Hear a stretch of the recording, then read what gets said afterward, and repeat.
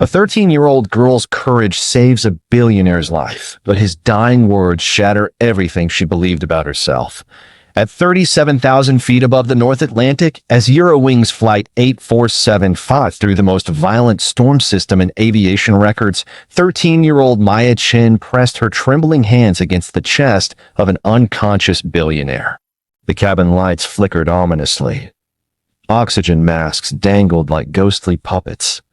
Passengers screamed in terror as the aircraft plummeted through air pockets that felt like falling off the edge of the world. But Maya heard none of the chaos. Her entire universe had collapsed into the ashen face of William Sterling, the cold, arrogant tech mogul who had barely glanced at her when she'd boarded this doomed flight just 4 hours earlier. "Don't you dare die on me," she whispered, tears mixing with the sweat on her face as she performed chest compressions she'd learned from a first aid course at her community center in Phoenix. "Not before you tell me why you have that photograph. Not before you explain why you were watching me." The photograph.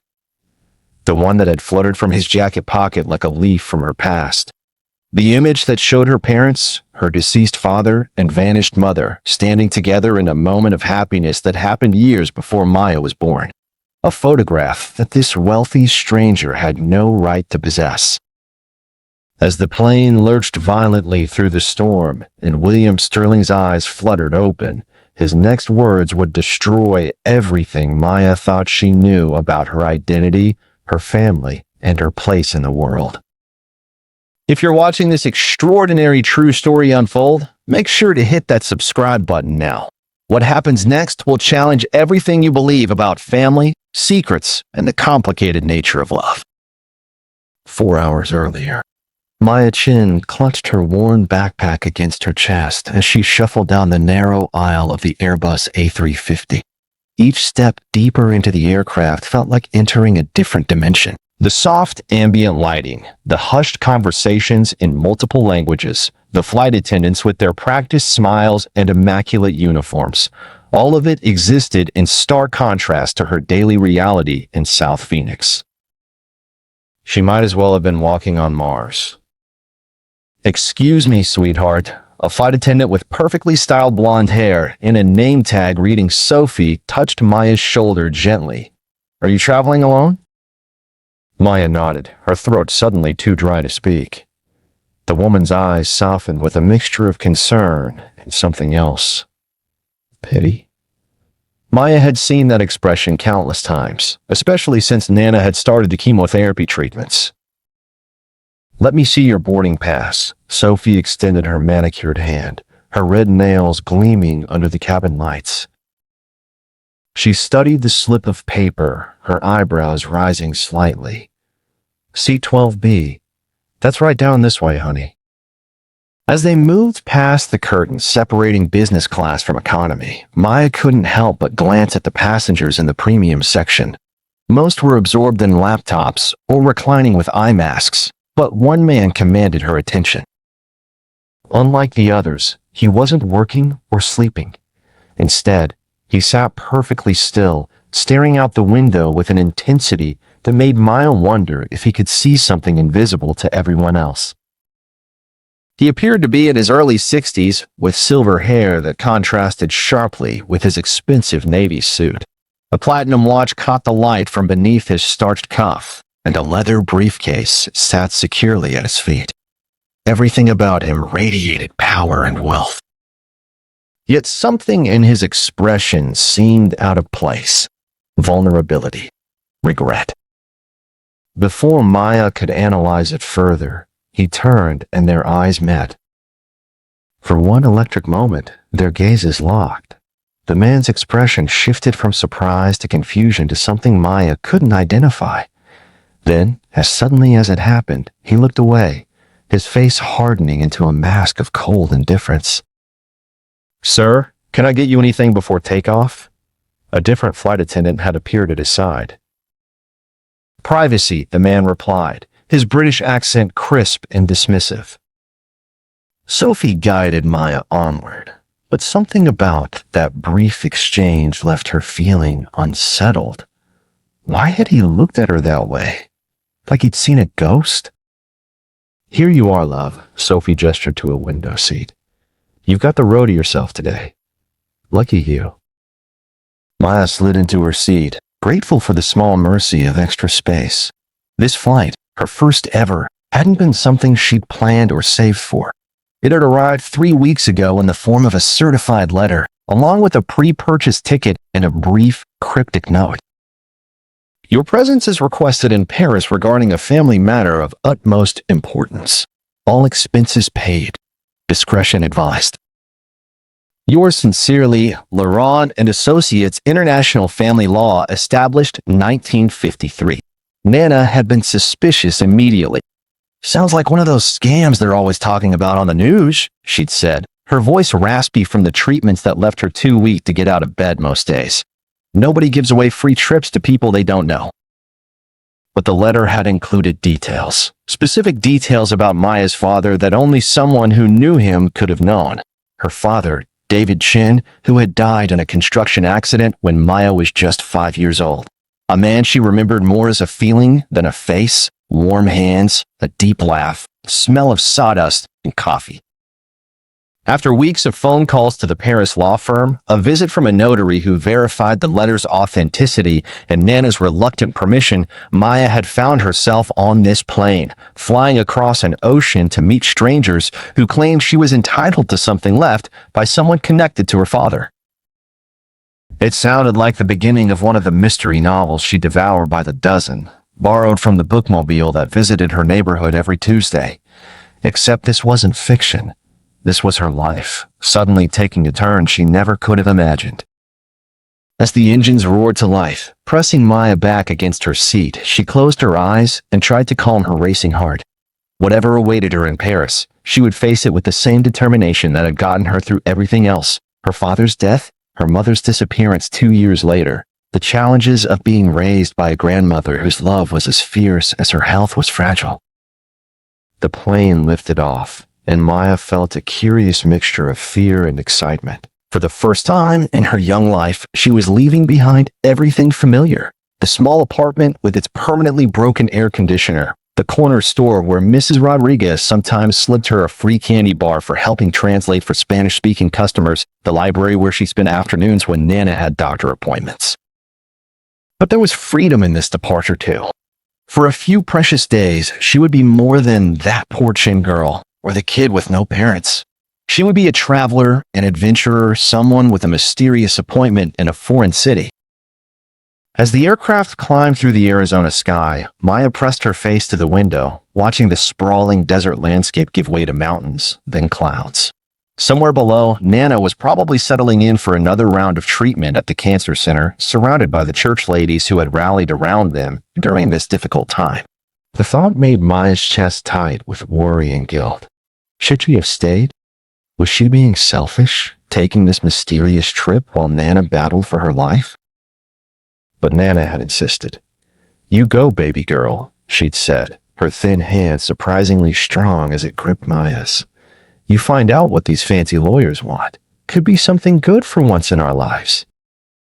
As the plane reached cruising altitude and the seatbelt sign dinged off, Maya reached into her backpack and removed the book she'd brought for the journey, a worn copy of Jane Eyre that had belonged to her father. It was one of the few things of his that she possessed, its margins filled with his handwritten notes. Sometimes, when she missed him most, she would read those notes and imagine him sitting beside her, sharing his thoughts across time. She was just opening to her bookmarked page when a commotion from business class caught her attention. The man who had stared at her, the one with the silver hair and expensive suit, was standing now, his voice raised in clear displeasure. "This is absolutely unacceptable," he was saying to a hairy-looking flight attendant. "I specifically requested isolation. I'm not accustomed to sharing my space with strangers." "I understand, Mr. Sterling," the attendant replied, her professional smile never wavering. "But with today's configuration, this is the best we can accommodate. Mr. Baptiste is also a first-class passenger, and—" "Do you have any idea who I am?" Sterling's voice carried back to where Maya sat. "One call from me to your corporate office." "William, please." The second passenger, A middle-aged black man in a simple gray suit spoke up. "If it's so important to you, I'm happy to change seats." "That's not the point, Marcus," Sterling shook his head. "It's about respect for commitments. When Eurowings promises me something, I expect them to deliver." Maya couldn't help but roll her eyes. The problems of the wealthy never ceased to amaze her. Here was a man upset about having to sit next to someone in the most luxurious section of the plane, while she was grateful just to have a seat at all.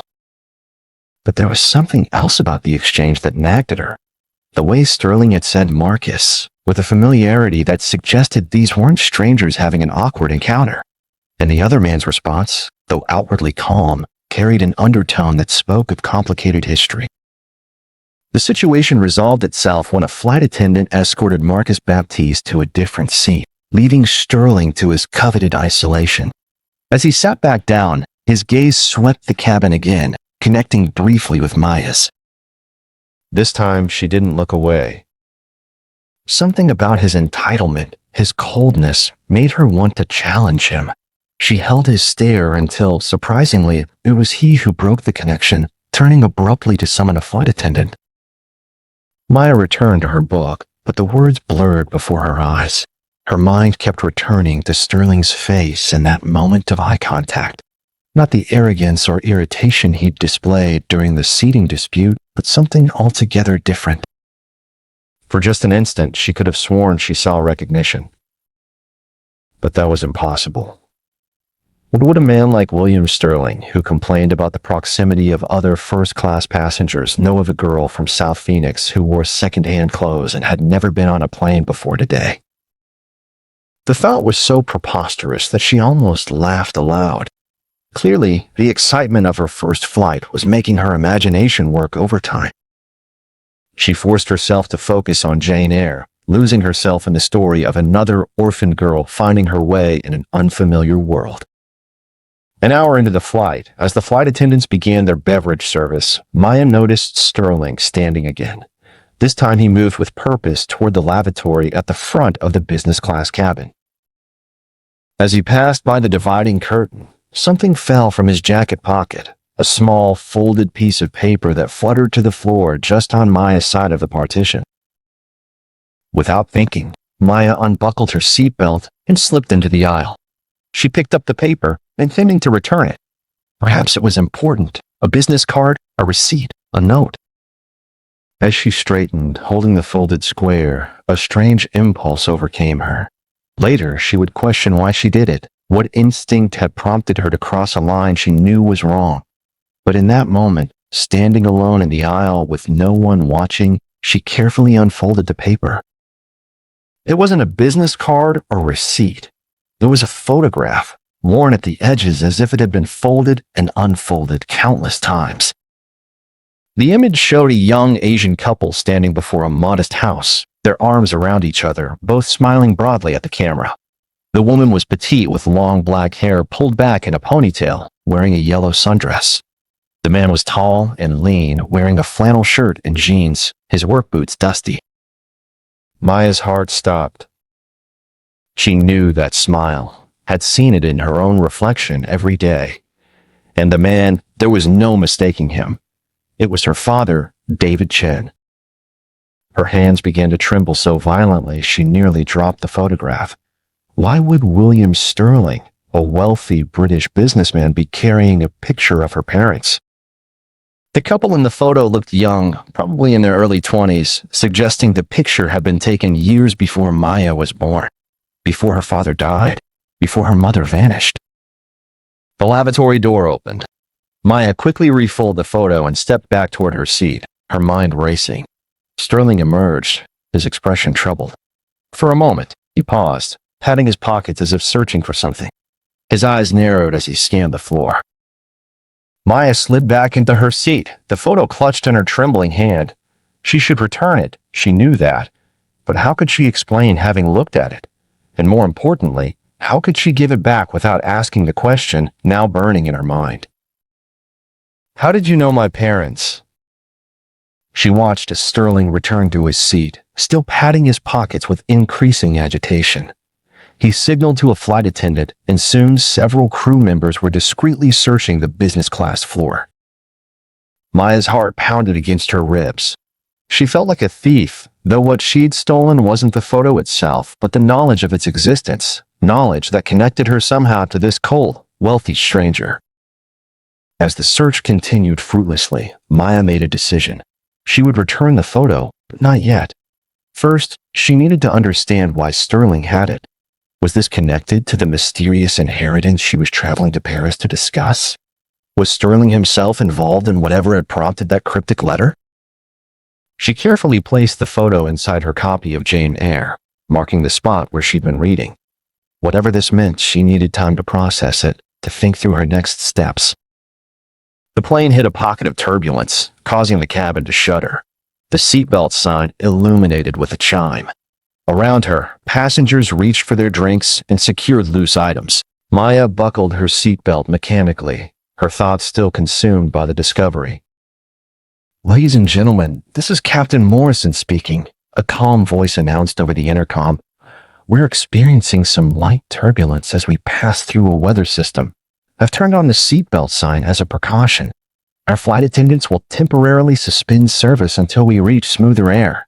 We anticipate this should only last about 20 minutes. Thank you for your patience."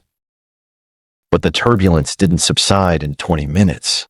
Instead, it intensified. The plane began dipping and rising like a boat on rough seas, each drop making Maya's stomach lurch with sickening force. She had never experienced anything like this, had no frame of reference for the sensation of being suspended in air at the mercy of invisible forces. For the first time since boarding, she felt a flash of real fear, not about the photo or Sterling, but about the fundamental vulnerability of hurtling through the sky in a metal tube thousands of feet above the earth. "It's perfectly normal, sweetheart," a gentle voice said beside her.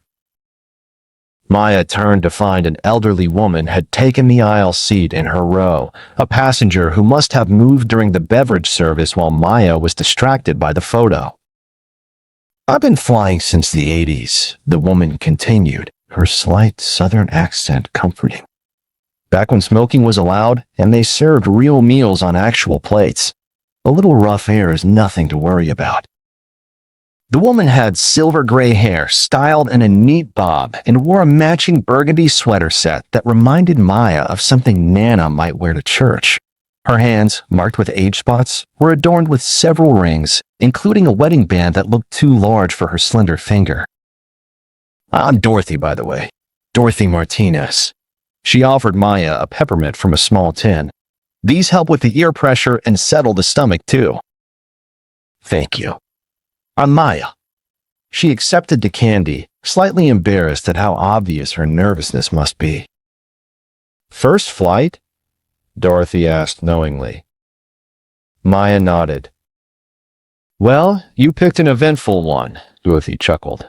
"But don't worry. These planes are built to withstand much worse than this. You're going to Paris for vacation?" The question made Maya pause. How could she explain her situation to a stranger? It sounded implausible even to her own ears. "It's complicated," she finally said. "Sort of family business, I guess." "Ah," Dorothy nodded sagely. "Family business often is complicated. I'm visiting my daughter and her family. They moved to Paris 5 years ago for her husband's work. He's in international banking. Very successful. They've been after me to visit ever since, and I finally decided to take the plunge for my 72nd birthday next week." "Happy early birthday," Maya said, grateful for the distraction from both the turbulence and her troubled thoughts. "Thank you, dear. You know, you remind me of my granddaughter. She's a bit older, 15 now, but she has that same look in her eyes, like she's taking in everything, missing nothing." Dorothy's gaze was shrewd despite her grandmotherly appearance. That kind of awareness serves a person well in this world, especially when they have to grow up faster than they should. There was something in the way she said it, not with pity, but with recognition, that made Maya feel seen in a way few adults ever saw her. It was both comforting and unsettling. The plane steadied as they climbed above the weather system. Sunshine streamed through the windows, transforming the cabin from its artificial dimness to a space filled with natural light. The seatbelt sign dinged off again.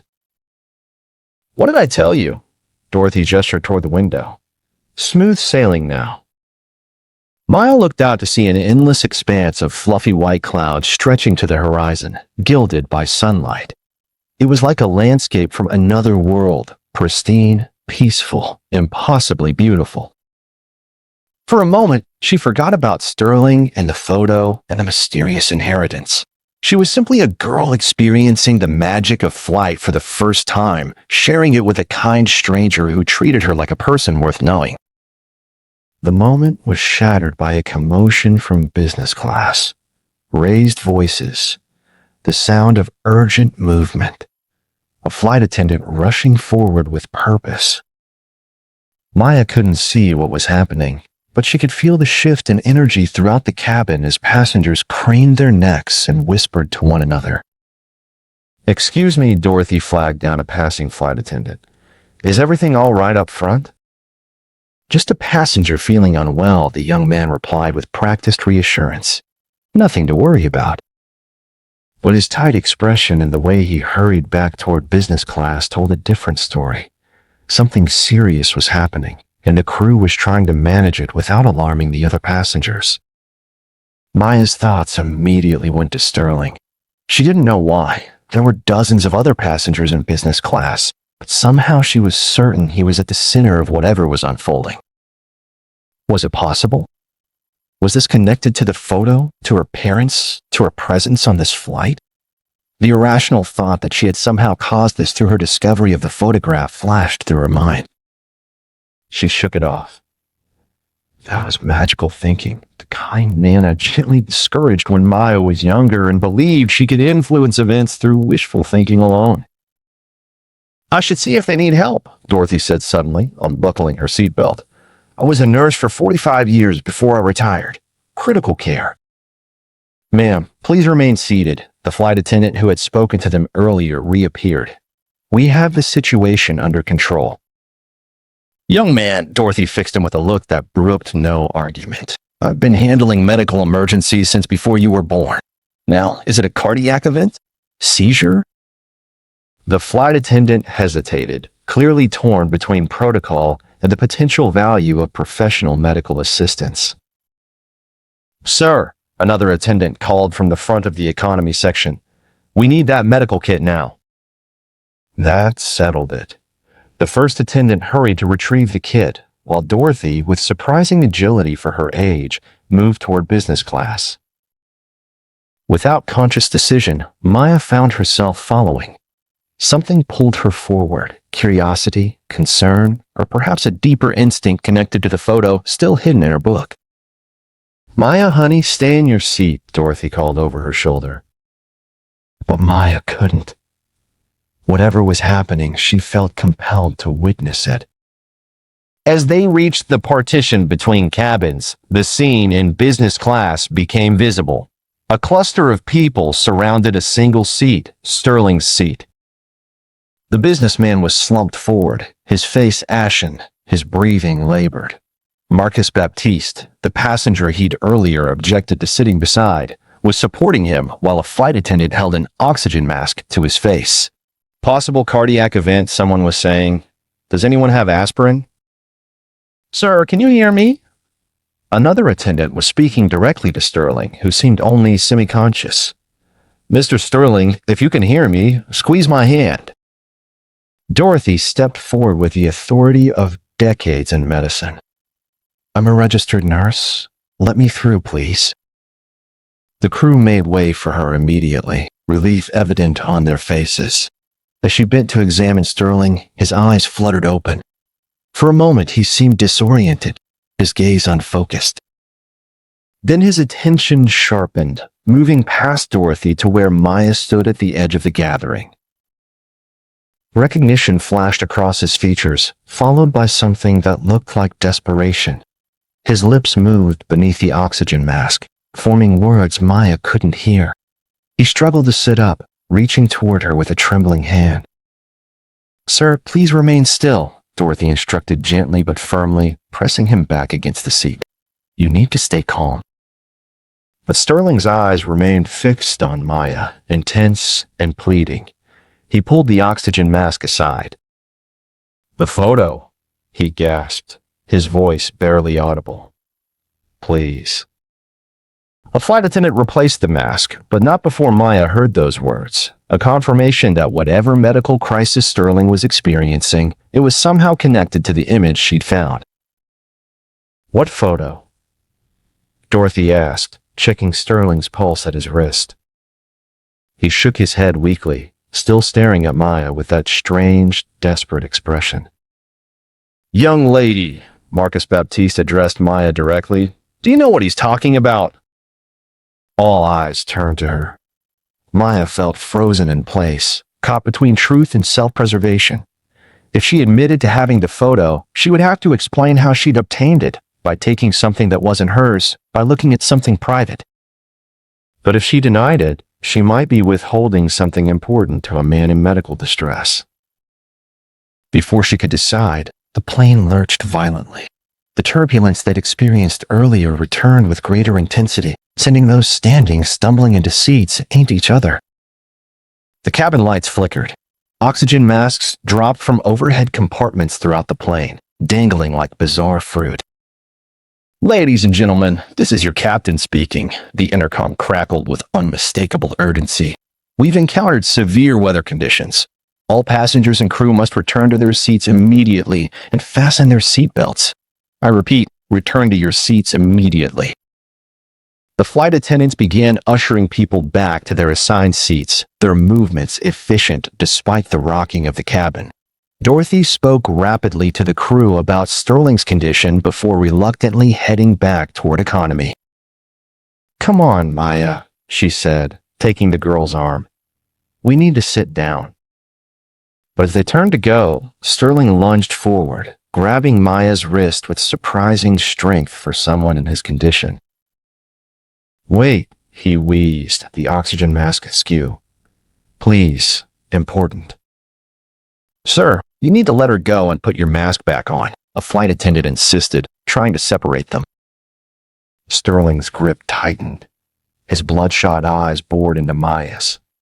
David and Lynn, he said, the names sending a shock through her system.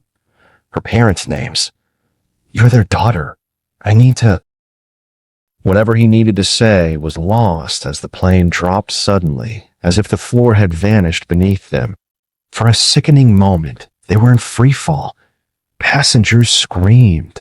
Unsecured items flew through the cabin. Then, with a bone-jarring jolt, they stabilized, though the violent shaking continued. In the chaos, Sterling's grip had broken. The flight attendants were now frantically securing him in his seat, strapping the oxygen mask properly to his face. Dorothy pulled Maya back toward economy, moving as quickly as possible while maintaining balance in the turbulent conditions. Seatbelt now? Dorothy's nurse's voice broke no argument as they reached their row. Maya complied mechanically, her mind reeling not from the physical turbulence but from Sterling's words. He knew her parents. He recognized her as their daughter, and whatever he needed to tell her seemed vitally important to him, important enough that even in a medical crisis, even as the plane bucked and shuddered around them, it was his primary concern. The cabin lights failed completely for several seconds before emergency lighting activated, bathing everything in an eerie red glow. Oxygen masks swayed above every seat. The plane seemed to be fighting its way through something massive and hostile. Is this normal? Maya asked, her voice small against the cacophony of creaking metal and frightened voices. Dorothy's hand found hers in the dim light, squeezing reassuringly. No, honey, it's not. But these planes are built to withstand much worse. We're going to be fine. Her calm certainty was a lifeline in the chaos. Maya clung to it, trying to steady her breathing as the aircraft continued its violent passage through the storm. Ladies and gentlemen, the captain's voice returned, noticeably more tense than before. We are diverting to Shannon International Airport in Ireland due to both the severe weather conditions and a medical emergency on board. Please remain in your seats with your seatbelts fastened. Our estimated landing time is approximately 35 minutes. Cabin crew, prepare for emergency landing procedures. Ireland. They weren't even halfway to Paris. Whatever was happening to Sterling was serious enough, combined with the weather, to force an emergency landing. Maya thought of the photo in her book, of the names he had spoken, of the recognition in his eyes when he saw her. None of it made sense, yet all of it seemed connected to the mysterious summons that had put her on this flight in the first place. The next 25 minutes were the longest of Maya's young life. The turbulence gradually subsided as the plane descended to a lower altitude, but the tension in the cabin remained palpable. Flight attendants moved through the aisles, checking on passengers and offering reassurance where needed. Several times, they hurried to business class with equipment from the medical kit, their expressions growing more concerned with each trip. Beside her, Dorothy maintained a calm exterior, though Maya noticed she was clutching a crucifix necklace and moving her lips in silent prayer. Outside the windows, the pristine white landscape of clouds had given way to a menacing gray mass that obscured any view of the earth below. "Is Mr. Sterling going to be okay?" Maya finally asked, breaking the silence between them. Dorothy looked at her curiously. "You know him?" "No," Maya admitted. "But he knew my parents somehow." The older woman's eyebrows rose. "Is that what he was trying to tell you?" Maya nodded, then hesitated. Should she mention the photo? The mysterious letter that had brought her on this journey? Before she could decide, the captain's voice returned. "We are beginning our final descent into Shannon. Flight attendants, prepare the cabin." The announcement was followed by instructions about proper landing positions in case of emergency, though delivered in the same professional tone as all previous communications. The very fact that they were being given heightened the sense that this was not a routine situation. As the plane broke through the cloud cover, Maya caught her first glimpse of land since leaving Arizona, a vast expanse of green fields dotted with stone walls and farmhouses. In the distance, she could make out what must be the airport, a cluster of buildings and runways carved out of the Irish countryside. The descent was steep and fast, suggesting urgency beyond standard procedures for an unscheduled landing. Maya's ears popped painfully despite the peppermint Dorothy had given her. The cabin remained eerily quiet, passengers too tense for conversation, many clutching armrests or each other's hands. As they approached the runway, Maya could see emergency vehicles already positioned along the tarmac, their lights flashing in the gray afternoon. The landing itself was rougher than expected, the plane bouncing once before its wheels firmly gripped the runway. The engines roared as they reverse thrust, the deceleration pressing everyone forward against their seatbelts. Outside, rain lashed the windows, blurring the view of emergency vehicles racing alongside them.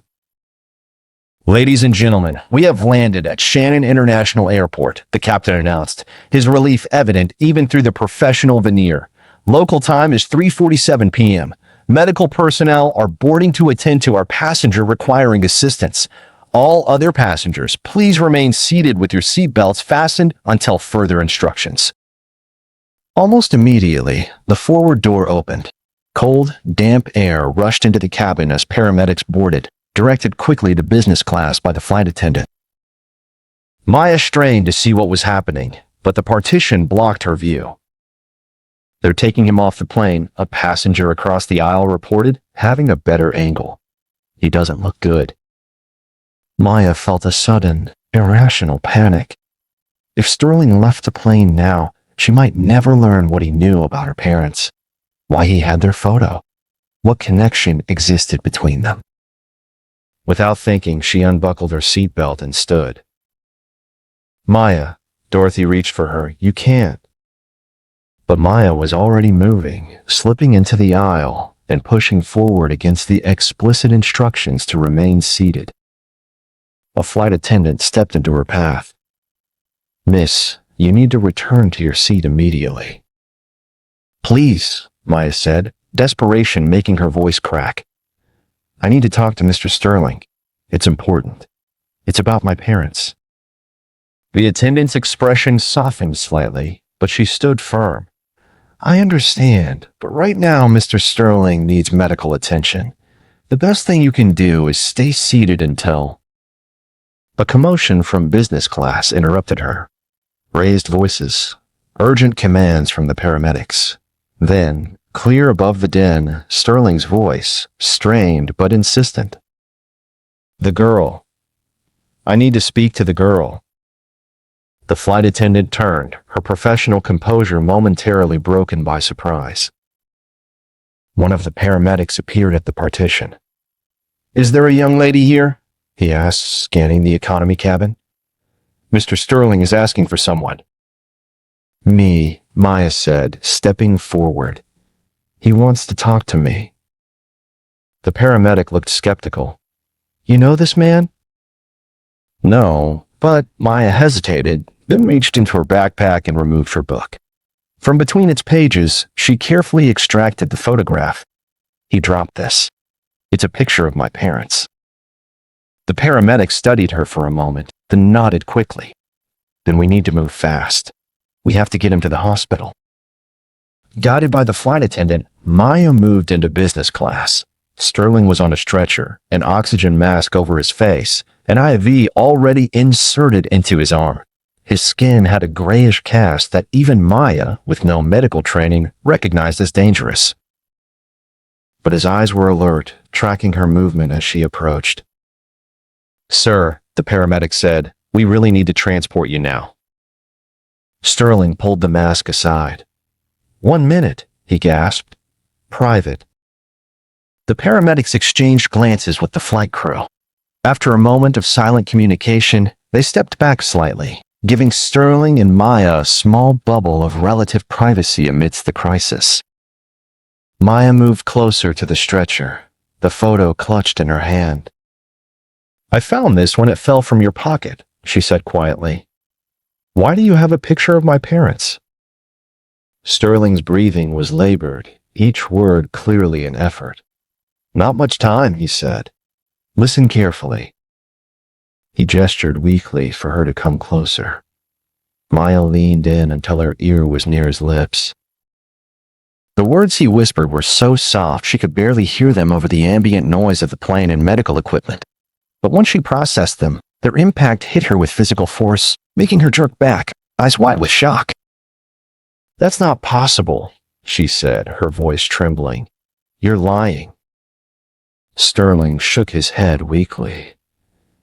Ask Dorothy Martinez about September 3rd, 1999, he said, his hand fumbling at his jacket pocket.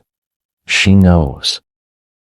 He pressed something into her palm, a small brass key on a plain ring. Everything's explained. Paris lawyers will help.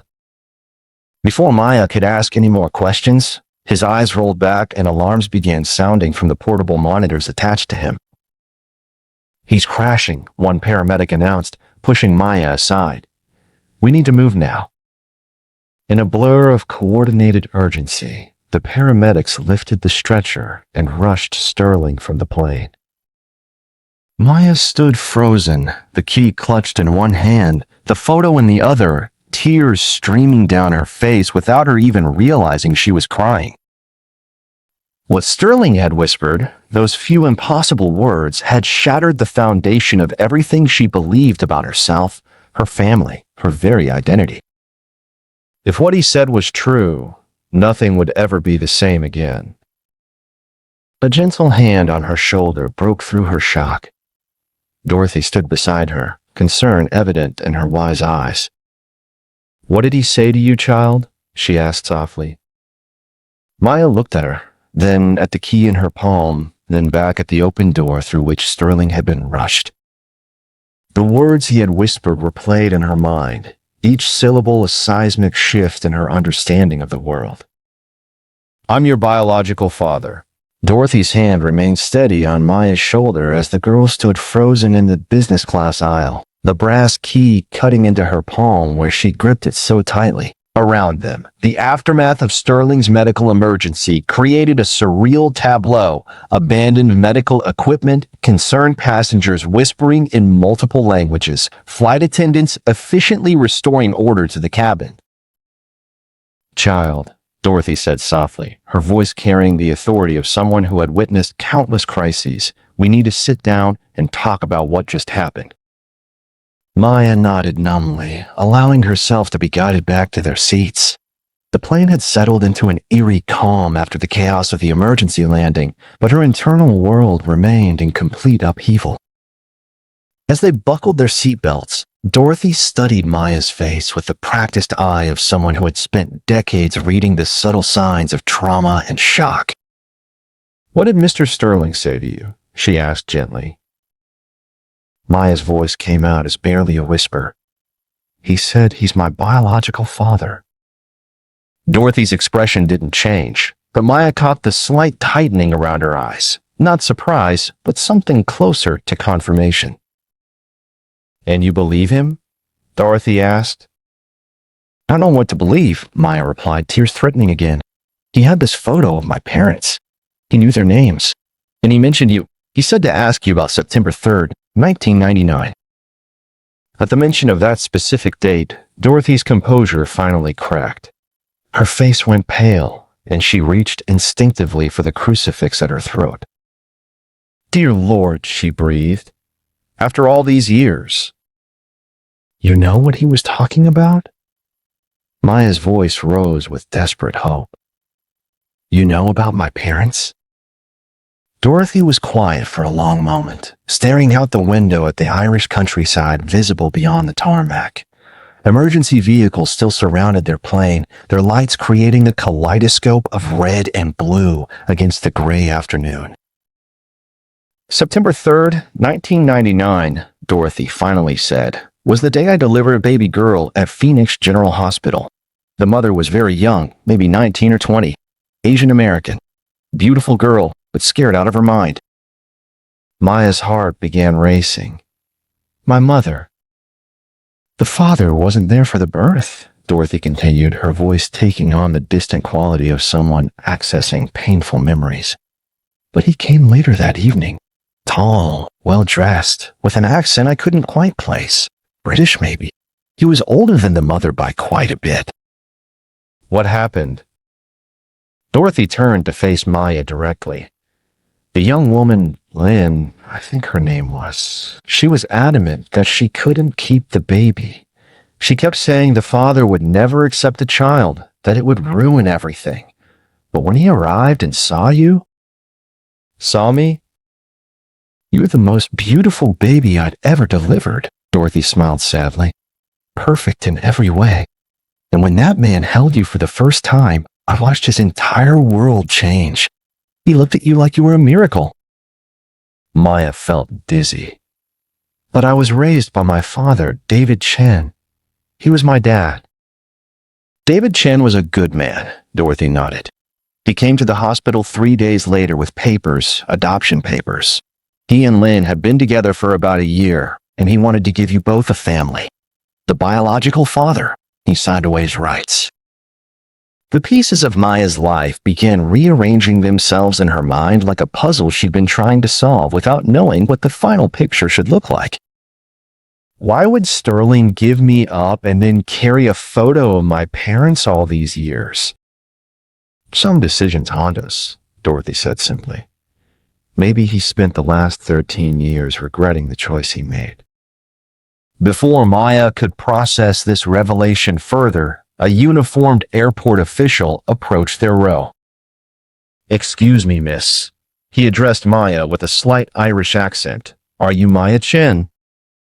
She nodded, suddenly wary. "Mr. Sterling asked that this be given to you before he was transported to the hospital." The official handed her a sealed envelope with her name written across it in shaky handwriting. He was quite insistent, despite his condition. Maya accepted the envelope with trembling hands. The paper was expensive, heavy stock that felt important between her fingers. "How is he?" she asked. "Stable for now," the official replied. "He's been taken to University Hospital Limerick. The doctors will know more after they've had a chance to examine him properly. As the official moved away, Maya stared at the envelope. Her name was written in what she now recognized as Sterling's handwriting, the same careful script she'd seen on business documents in movies, precise and controlled even in his moment of medical crisis. "Open it," Dorothy encouraged gently. Maya carefully broke the seal and removed a single sheet of paper. The message was brief but devastating in its implications. "Maya, if you're reading this, then the truth I've carried for 13 years has finally found its way to you. I know this must be overwhelming, and I know you have every right to hate me for the choices I made. The key I gave you opens a safety deposit box at First National Bank of Paris, account number 7749 STC 1999. Inside, you'll find documents that explain everything, why I gave you up, why I've watched from a distance, and why I finally decided you deserve to know the truth. The lawyers who contacted you, Laurent and Associates, they work for me. I've been trying to find the courage to meet you for months. When I learned you were on this flight, I thought it was fate giving me one last chance. I don't expect forgiveness. I don't even expect understanding. I hope someday you'll know that giving you up was the hardest thing I've ever done, and not a day has passed that I haven't wondered who you've become. Your biological father, William Sterling? P.S. Dorothy Martinez was the nurse who delivered you. She's a good woman. Trust her." Maya read the letter twice before the words fully sank in. When she looked up, Dorothy was watching her with compassionate eyes. "He's been planning this," Maya said, her voice hollow. "The lawyers, the trip to Paris, being on this flight, none of it was coincidence." "Sounds like a man who's been carrying a heavy burden," Dorothy observed. "But why now? Why after 13 years? Before Dorothy could answer, the captain's voice came over the intercom. "Ladies and gentlemen, we've received clearance to continue our journey to Paris. We'll be departing Shannon in approximately 30 minutes. We apologize for the delay and thank you for your patience during this medical emergency." Maya felt a surge of panic. Continue to Paris? How could she just continue with her original plans when her entire understanding of herself had been shattered? "I can't go to Paris," she said suddenly. "I need to go to the hospital. I need to talk to him." Dorothy placed a calming hand on her arm. "Honey, from what I saw of his condition, Mr. Sterling is going to be in intensive care for at least the next few days. The best thing you can do right now is follow through with what he set in motion." "But what if he dies? What if I never get to ask him all the questions I have?" "Then you'll find your answers in Paris," Dorothy said firmly. "That safety deposit box, that's his way of making sure you get the truth, even if he can't tell you himself." As if summoned by their conversation, a flight attendant appeared at their row. "Miss Chen, I have a message for you from the hospital." Maya's heart stopped. "Is he?" "Mr. Sterling is stable and conscious," the attendant assured her quickly. "He wanted you to know that he'll be fine and that you should continue to Paris as planned. He said to tell you that the answers you need are waiting there." Maya slumped back in her seat, emotionally exhausted.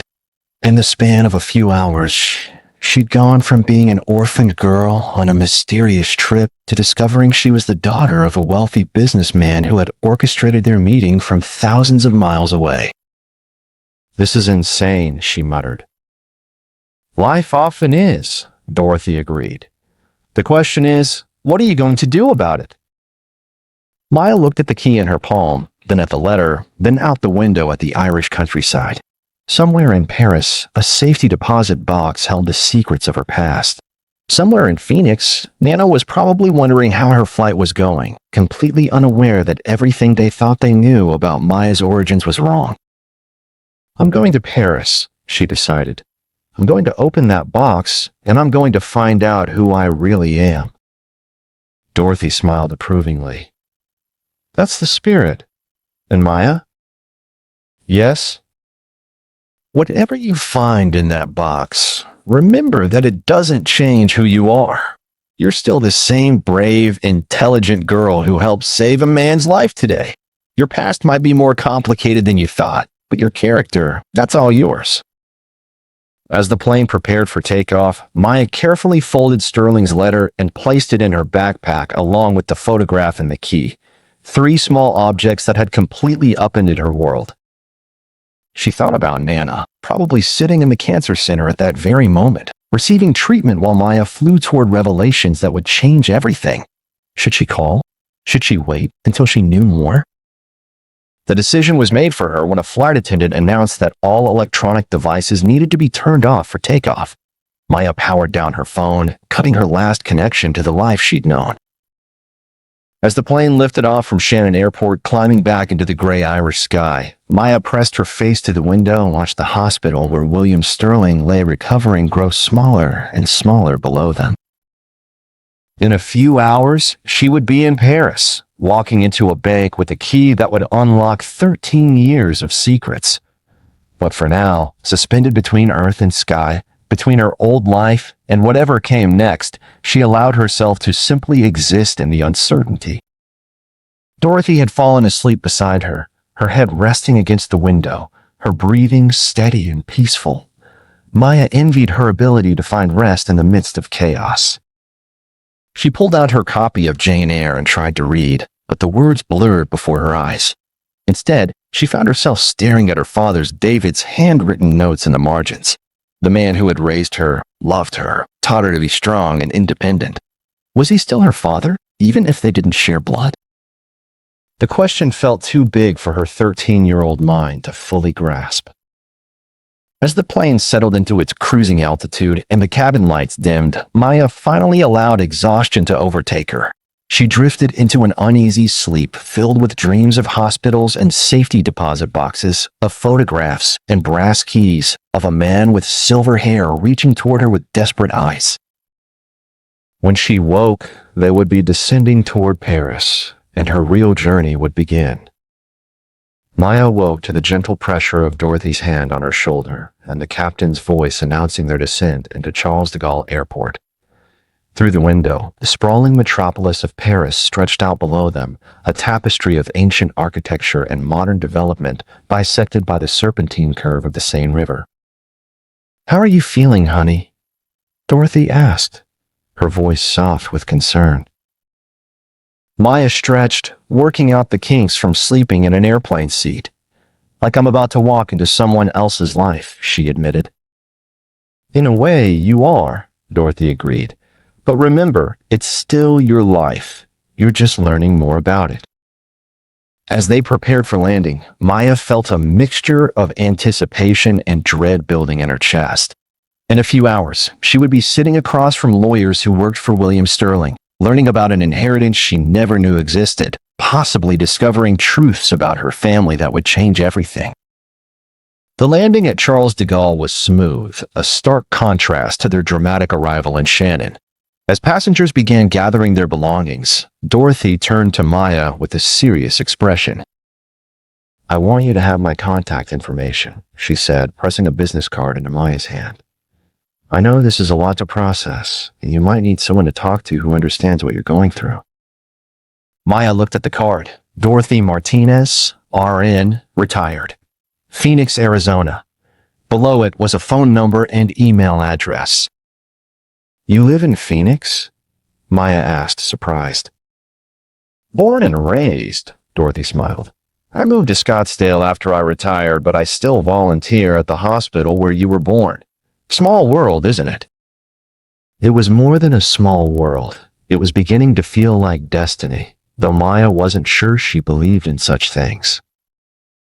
"Thank you," she said, tucking the card carefully into her wallet. "For everything. I don't know what I would have done without you today." "You would have been fine," Dorothy assured her.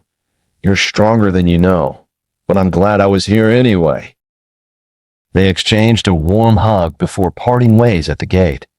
Dorothy was being met by her daughter's family, while Maya faced the daunting prospect of navigating a foreign airport alone. Following the signs for baggage claim, Maya found herself swept along in a river of international travelers. The announcements came in French first, then English, the melodic cadence of the language adding to her sense of being in an entirely different world.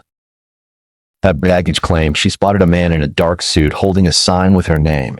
He was perhaps 40 years old, with kind eyes behind wire-rimmed glasses and the sort of understated elegance that seemed distinctly European. "Miss Chen?" He approached as she collected her small suitcase. "I'm Laurent Dubois from Laurent and Associates. Welcome to Paris." His English was excellent, accented but precise. Maya shook his offered hand, noting the firm but gentle grip. "Thank you for meeting me," she said, suddenly aware of how young and out of place she must seem. "It is our pleasure," Laurent replied. "I trust your flight was eventful." The way he said it suggested he already knew about the emergency landing, about Sterling's medical crisis. Of course he would know. Sterling was his client. "Is Mr. Sterling going to be okay?" Maya asked as they walked toward the airport exit. "The last report from the hospital was encouraging," Laurent assured her. "He is stable and expected to make a full recovery. He was quite concerned that the incident might have frightened you." They emerged from the terminal into the crisp Parisian afternoon. The air smelled different here, a mixture of diesel exhaust, fresh bread, and something indefinably European that Maya couldn't identify. Laurent led her to a sleek black sedan where a driver waited. As they settled into the leather seats, Maya felt the surreal nature of her situation hit her anew.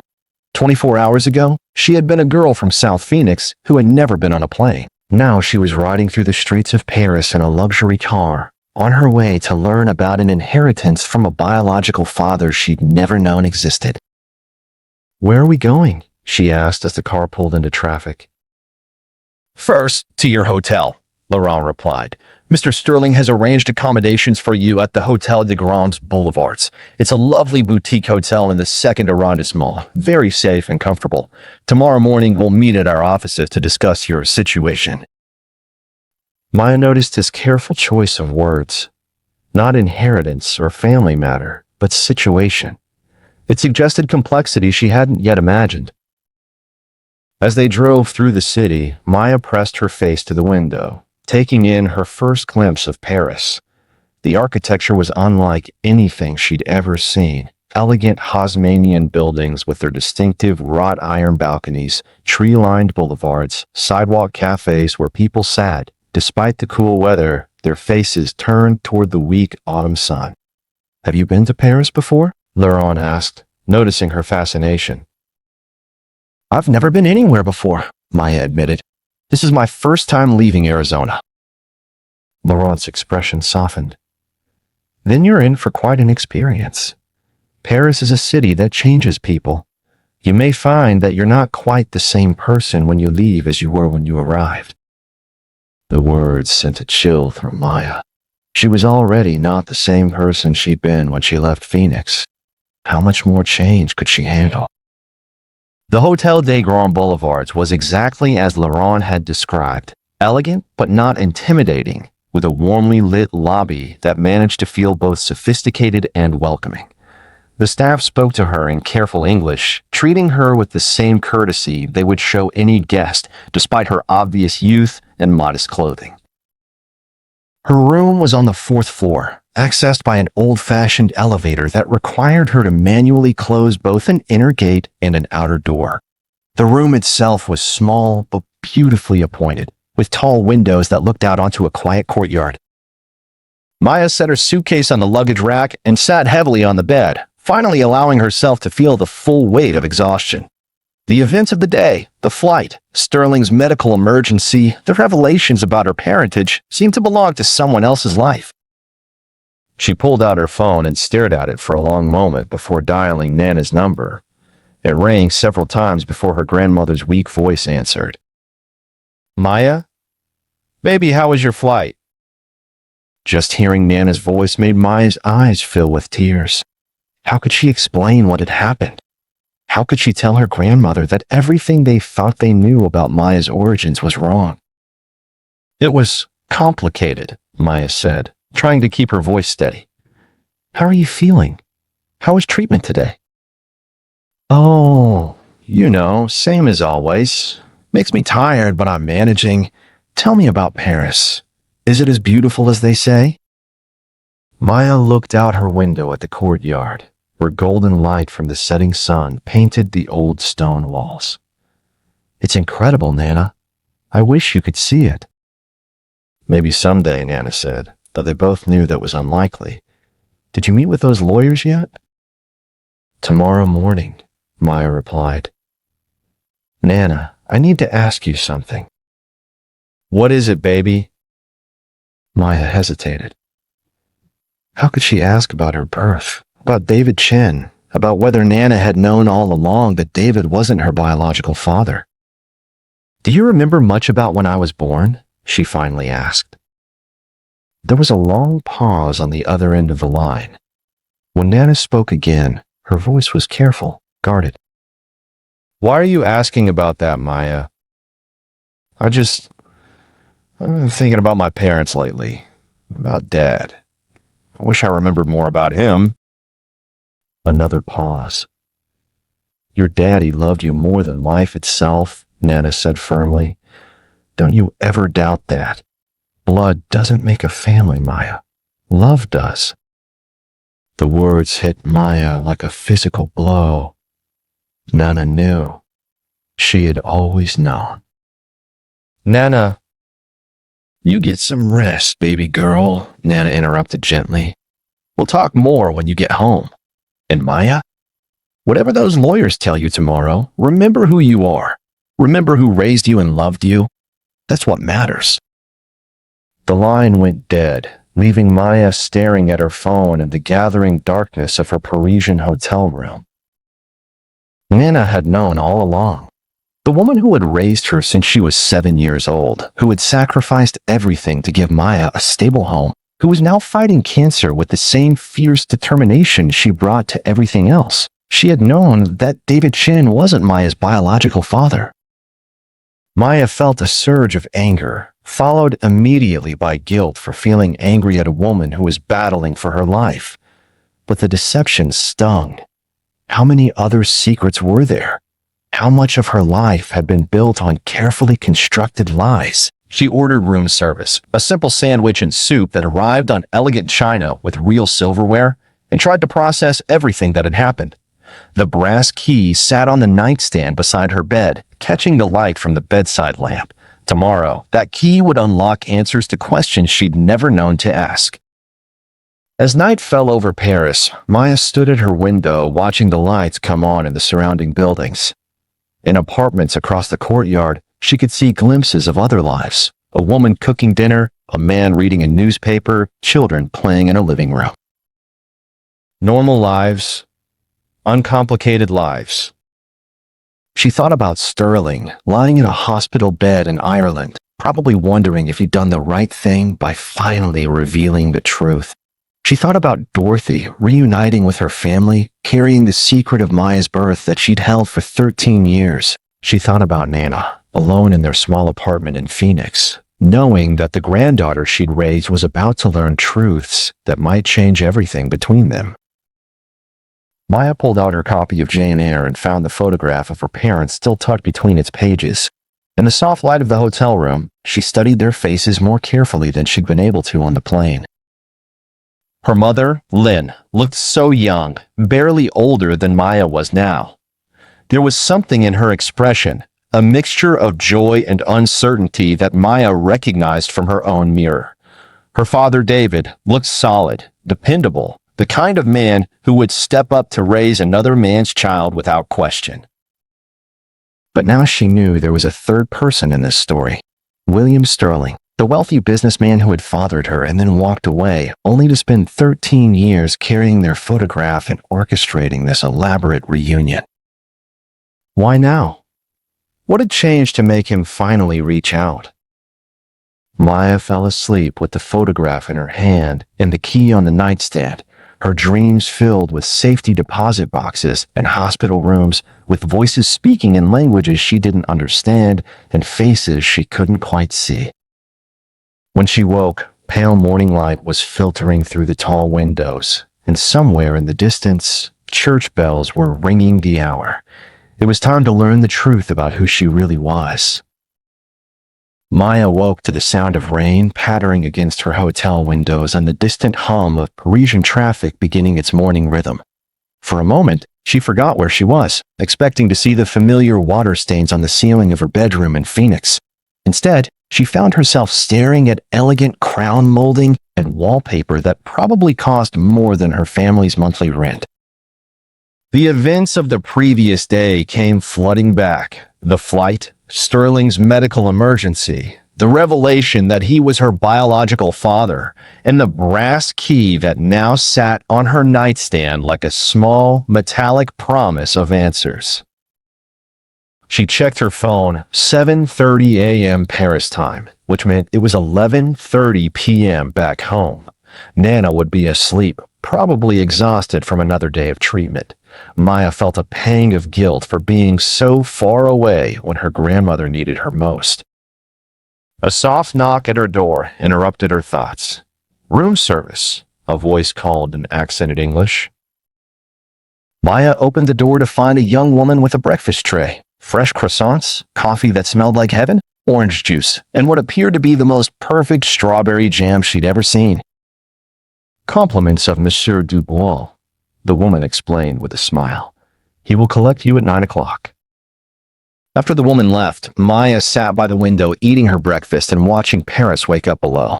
The rain had stopped, leaving the streets gleaming and the air crystal clear. People hurried past on the sidewalks below, their umbrellas tucked under their arms, their faces turned toward whatever destinations awaited them.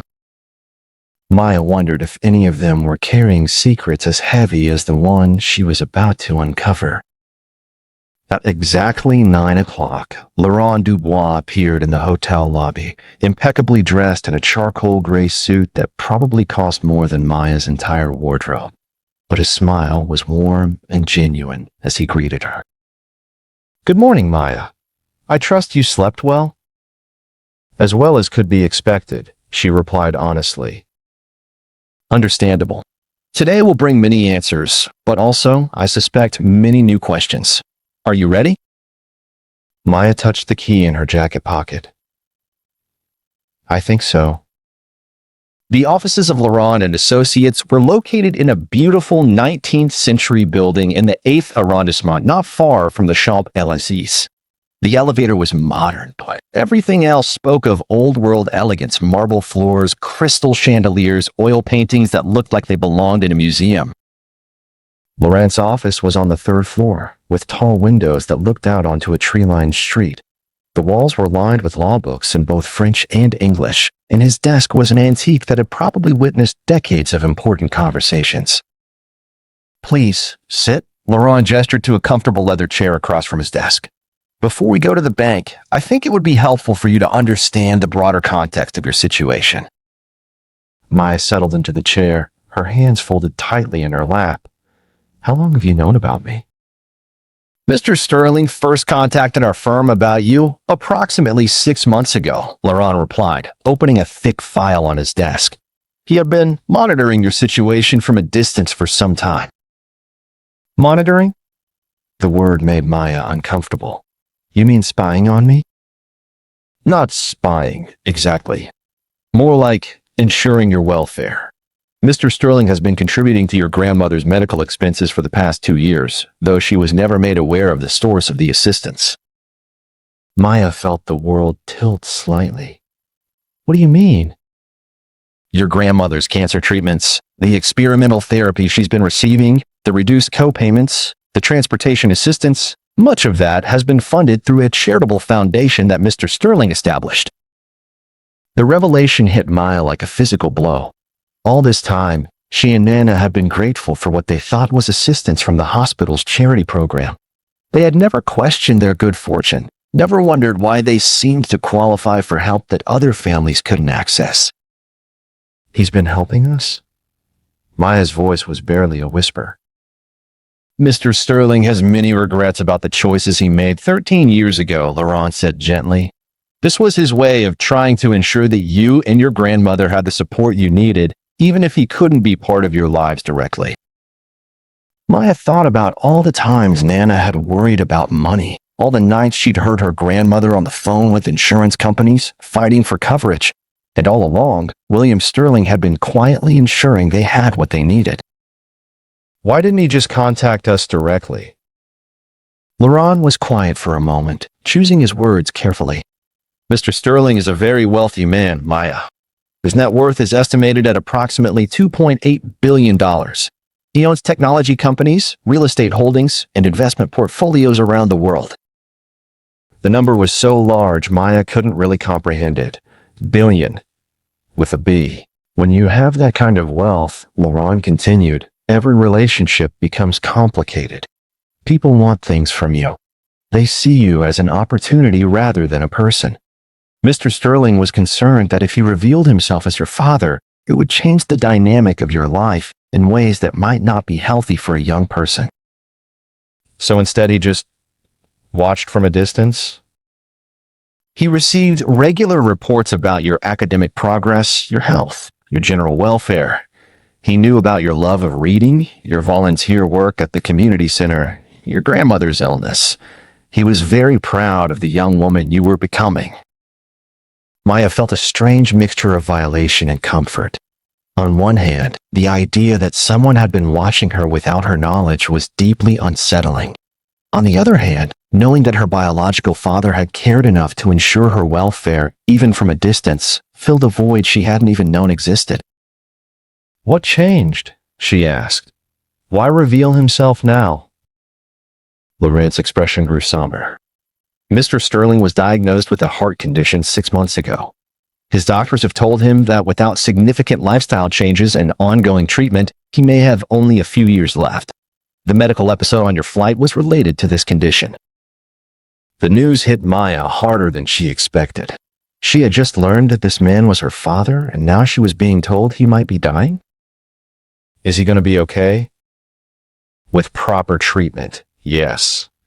But the diagnosis forced him to confront his own mortality and the regrets he's carried for 13 years. He decided it was time to give you the choice he never offered before, the choice to know him if you wanted to. Laurent stood and moved to a safe in the corner of his office. After entering a combination, he removed a sealed envelope and returned to his desk. This is a letter Mr. Sterling wrote to you several months ago, before he knew whether he would have the courage to actually make contact. He asked me to give it to you before we go to the bank. Maya accepted the envelope with trembling hands. Her name was written across it in the same careful script she'd seen on the note from the airplane. Should I read it now? That's entirely up to you, but I think it might help you understand what you're about to discover in that safety deposit box. Maya carefully opened the envelope and unfolded several pages of heavy stationery. Sterling's handwriting was precise, each word carefully formed. My dear Maya, if you are reading this letter, then I have finally found the courage to do what I should have done 13 years ago, tell you the truth about who you are and where you came from. I know this must be overwhelming. I know you have every right to be angry with me for the choices I made, but I hope that by the time you finish reading this, you will understand that everything I did was motivated by love, even if it was the cowardly kind of love that runs away instead of fighting for what matters most. When your mother told me she was pregnant, I was terrified. Not of being a father, I wanted that more than I can express, but of what my world would do to you. I was in the middle of a hostile takeover of a major corporation. I had enemies who would have used you and your mother as weapons against me. I had a lifestyle that involved constant travel, dangerous business dealings, and the kind of scrutiny that destroys privacy and peace. I convinced myself that you would be better off without me. I told myself that David Chen could give you the stable, normal childhood that I never could. I signed those adoption papers believing I was making a sacrifice for your benefit. I was wrong. Not about David. He was a wonderful father to you, and I will always be grateful to him for loving you as his own. But I was wrong to think that my absence was a gift. I was wrong to believe that money and security were more important than presence and love. I was wrong to let fear make my decisions for me. For 13 years, I have watched you grow up from a distance. I've celebrated your achievements and worried about your struggles. I have seen you become exactly the kind of person I hoped you would be: intelligent, compassionate, strong, and independent. You are everything I could have dreamed of in a daughter, and I had nothing to do with making you that way. That is both my greatest regret and my greatest pride. The safety deposit box contains documents that will explain the financial arrangements I have made for your future. There is a trust fund that will ensure you never have to worry about money for college, for your grandmother's medical care, or for anything else you might need. But more importantly, there are letters I have written to you over the years. Birthday letters, Christmas letters, letters about important events in your life that I wished I could have shared with you. I don't expect forgiveness. I don't expect you to want a relationship with me. But I hope that someday you will understand that giving you up was the hardest thing I have ever done, and not a day has passed that I haven't wondered what kind of person you are becoming. If you decide you want to know me, I will be honored. If you decide you want nothing to do with me, I will understand. Either way, you will always be my daughter, and I will always love you. Your father, William Sterling. P.S. The photograph you found on the plane was taken the day before you were born. Your mother was radiant, and David was already planning how to be the best father he could be to you. It was the last time the three of us were together, and despite everything that happened afterward, it remains one of my most treasured memories. Maya read the letter twice, tears streaming down her face. When she finally looked up, Laurent was watching her with compassionate eyes. He really loved me, she said, her voice thick with emotion. He still does, Laurent replied gently. The question now is, what do you want to do with that knowledge? Maya wiped her eyes and folded the letter carefully. I want to see what's in that safety deposit box. Laurent smiled. Then let's go to the bank. The First National Bank of Paris was an imposing building in the financial district, all marble columns and brass fixtures that spoke of old money and older secrets. Laurent guided Maya through the elegant lobby to a desk where a stern-looking woman in her 50s reviewed their credentials with the thoroughness of a border guard. Mademoiselle Chen, the woman said in heavily accented English, you have the key? Maya produced the brass key Sterling had given her on the plane. The woman examined it carefully, then checked it against a record in her computer. Everything appears to be in order. Please follow me. They were led down a marble staircase to the bank's vault level, where rows of safety deposit boxes lined the walls like metallic filing cabinets. The woman located box 7749 and inserted her master key alongside Maya's key. You may have as much time as you need, she said, gesturing toward a private viewing room. Ring the bell when you are finished. Maya carried the metal box to the viewing room, her hands shaking slightly. Laurent followed but remained standing near the door. Would you like privacy for this? He asked. Maya considered the question. Part of her wanted to face whatever was in the box alone, but another part was grateful for Laurent's steady presence. Stay, she decided. Please. She lifted the lid of the box and gasped. Inside were dozens of envelopes, each one marked with a date and occasion. Birthday letters spanning 13 years, Christmas letters, letters marked first day of school, lost tooth, science fair, graduation from elementary school. Beneath the letters were legal documents, trust fund paperwork, investment statements, insurance policies. And at the bottom of the box, wrapped in tissue paper, was a small jewelry box. Maya opened the jewelry box first. Inside was a delicate gold necklace with a pendant in the shape of a phoenix, the symbol of her hometown, but also of rebirth and rising from ashes. He had this made for your first birthday, Laurent said softly, reading over her shoulder at a note attached to the jewelry box. He's been saving it for 13 years. Maya fastened the necklace around her neck, feeling the weight of the pendant against her chest. Then she picked up the first letter, marked Maya's first birthday, and began to read. My dearest daughter, today you turn 1 year old, and I am not there to celebrate with you. David sent me a photograph of your birthday party, you in a high chair, cake smeared across your face, laughing at something off camera. You look so happy, so loved, so perfectly at home in a life I chose not to be part of. I tell myself I made the right decision. I tell myself you are better off without the complications my presence would bring. But today, watching you take your first steps in a video David was kind enough to share, I wonder if I am the biggest fool who ever lived. You are walking now, my little phoenix.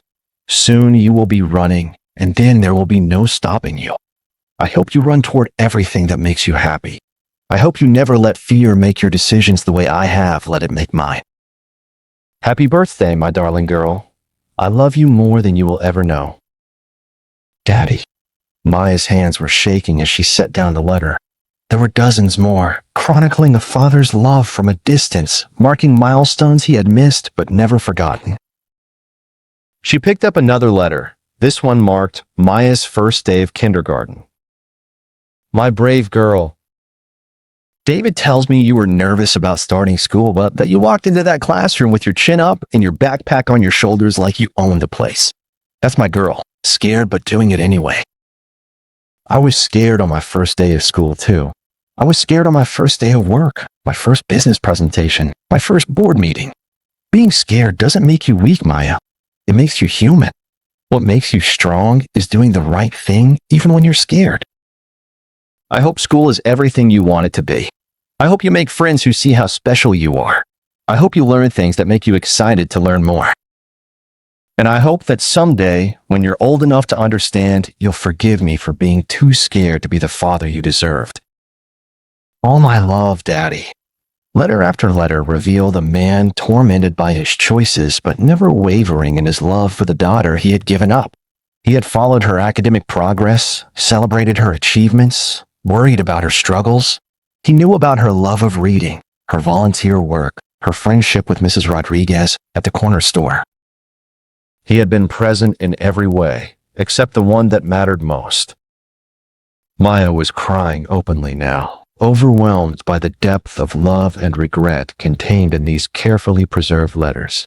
Laurent quietly handed her tissues and waited patiently as she processed 13 years of a father's devotion.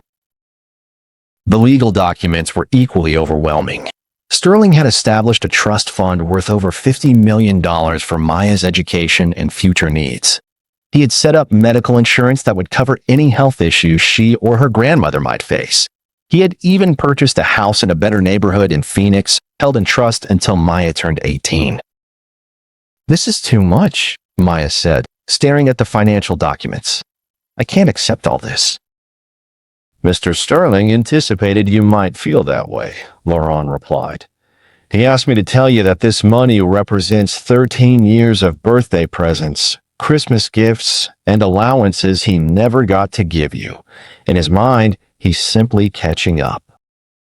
Maya laughed despite her tears. 13 years of allowances don't add up to $50 million. Perhaps not, Laurent smiled. But 13 years of a father's love might. At the bottom of the box was one final envelope, marked to be opened when Maya turns 18, or when she's ready to hear the whole truth, whichever comes first. Maya looked at Laurent questioningly. I think, he said gently, that recent events have accelerated your readiness to hear the whole truth. Maya opened the envelope and found a letter longer than all the others, written in Sterling's careful script. My dearest Maya, if you are reading this letter, then you have discovered the truth about who I am and the choices I made 13 years ago. I hope the other letters have helped you understand that my love for you never wavered, even if my courage did.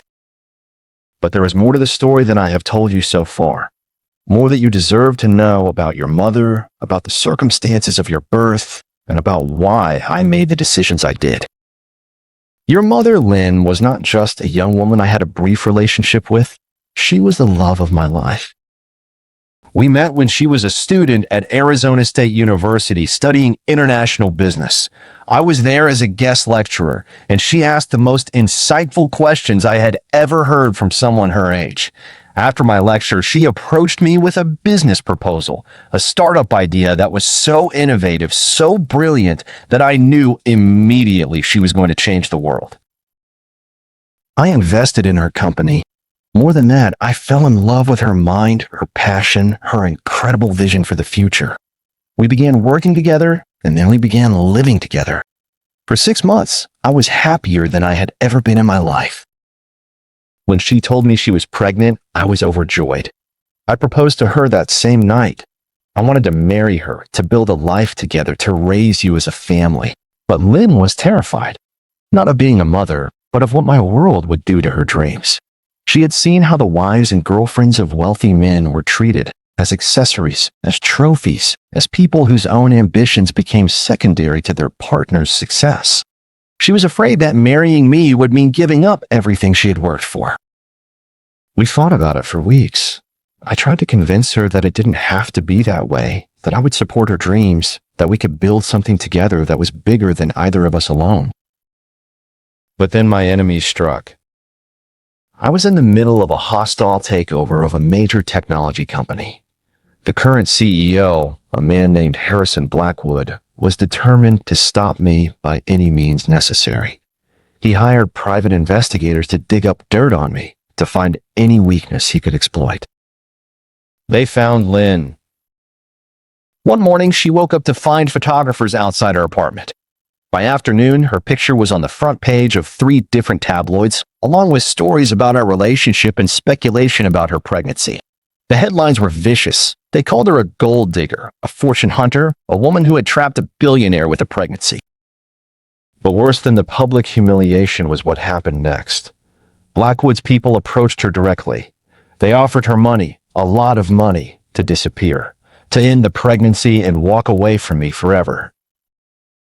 When she refused, they threatened her. They told her that if she stayed with me, if she had my child, they would make sure she never worked in business again. They would destroy her reputation, her credit, her future. They would make her life a living hell. Lynn came to me in tears, terrified and overwhelmed. She begged me to make it stop, to find a way to protect her and our unborn child from the nightmare my life had become. I tried. I hired the best security firm in the country. I threatened Blackwood with legal action. I even considered walking away from the takeover entirely. But the damage was done. Lynn couldn't sleep, couldn't eat, couldn't focus on anything except the fear of what they might do next. The stress was affecting her health and yours. Her doctor was concerned about the pregnancy. That's when David Chen entered our lives. David was Lynn's friend from college, someone she had dated briefly but remained close to. He was a good man, kind, stable, completely removed from the world of corporate warfare and media scrutiny. When he learned about Lynn's situation, he offered to help. His proposal was simple. He would marry Lynn and claim to be your father. It would give her the protection of a normal life, away from the spotlight and the threats. You would be born into a stable, loving home, free from the dangers that came with being my child. In return, I would disappear from your lives completely. No contact, no interference, no claim to paternity. David would be your father in every way that mattered. It was the hardest decision I've ever made. But looking at Lynn, seeing how the stress was destroying her, knowing that my enemies would never stop trying to use you both against me, I agreed. I signed the adoption papers the day you were born. I held you for exactly 10 minutes, long enough to memorize your face, to whisper that I loved you, to promise that I would find a way to watch over you, even if I couldn't be part of your life. Then I walked away. David was true to his word. He loved Lynn completely, and he loved you as if you were his own blood. For 7 years, you had the normal, stable childhood I could never have given you. But life is cruel sometimes. David's death in that construction accident was a tragedy that broke all our hearts. Lynn, already struggling with depression and anxiety from the trauma of those early years, couldn't cope with losing the man who had saved her. She began drinking, using drugs, disappearing for days at a time. That's when your grandmother stepped in, and that's when I began my quiet campaign to ensure your welfare. I couldn't be your father, but I could make sure you had everything you needed to thrive. Lynn is still alive, Maya. She's been in and out of treatment facilities for years, struggling with addiction and mental illness. She's currently in a long-term care facility in Sedona, Arizona, about 2 hours from Phoenix. She asks about you constantly, but she's been too ashamed of her condition to try to contact you. I have been funding her treatment, just as I have been helping with your grandmother's medical care. It's the least I can do for the woman I loved and the daughter I abandoned. I know this is a lot to process. I know you must have questions, anger, confusion about everything I've told you. But I want you to know that every choice I made was motivated by love. Love for you, love for your mother, love for the family I wanted us to be, but was too cowardly to fight for. If you want to meet me, I will be honored. If you want to see your mother, I will arrange it. If you want nothing to do with either of us, I will understand and respect your decision. But please know this. You're the best thing I have ever been part of creating, even if I wasn't brave enough to be part of raising you. You are my daughter, my pride, my greatest love, and my deepest regret. Whatever you decide about the future, I hope you will keep the necklace.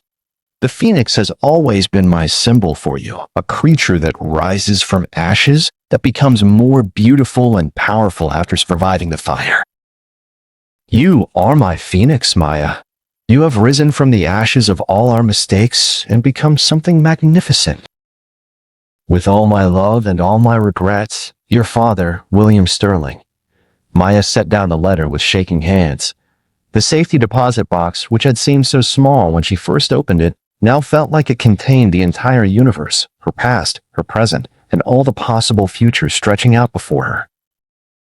My mother is alive, she whispered.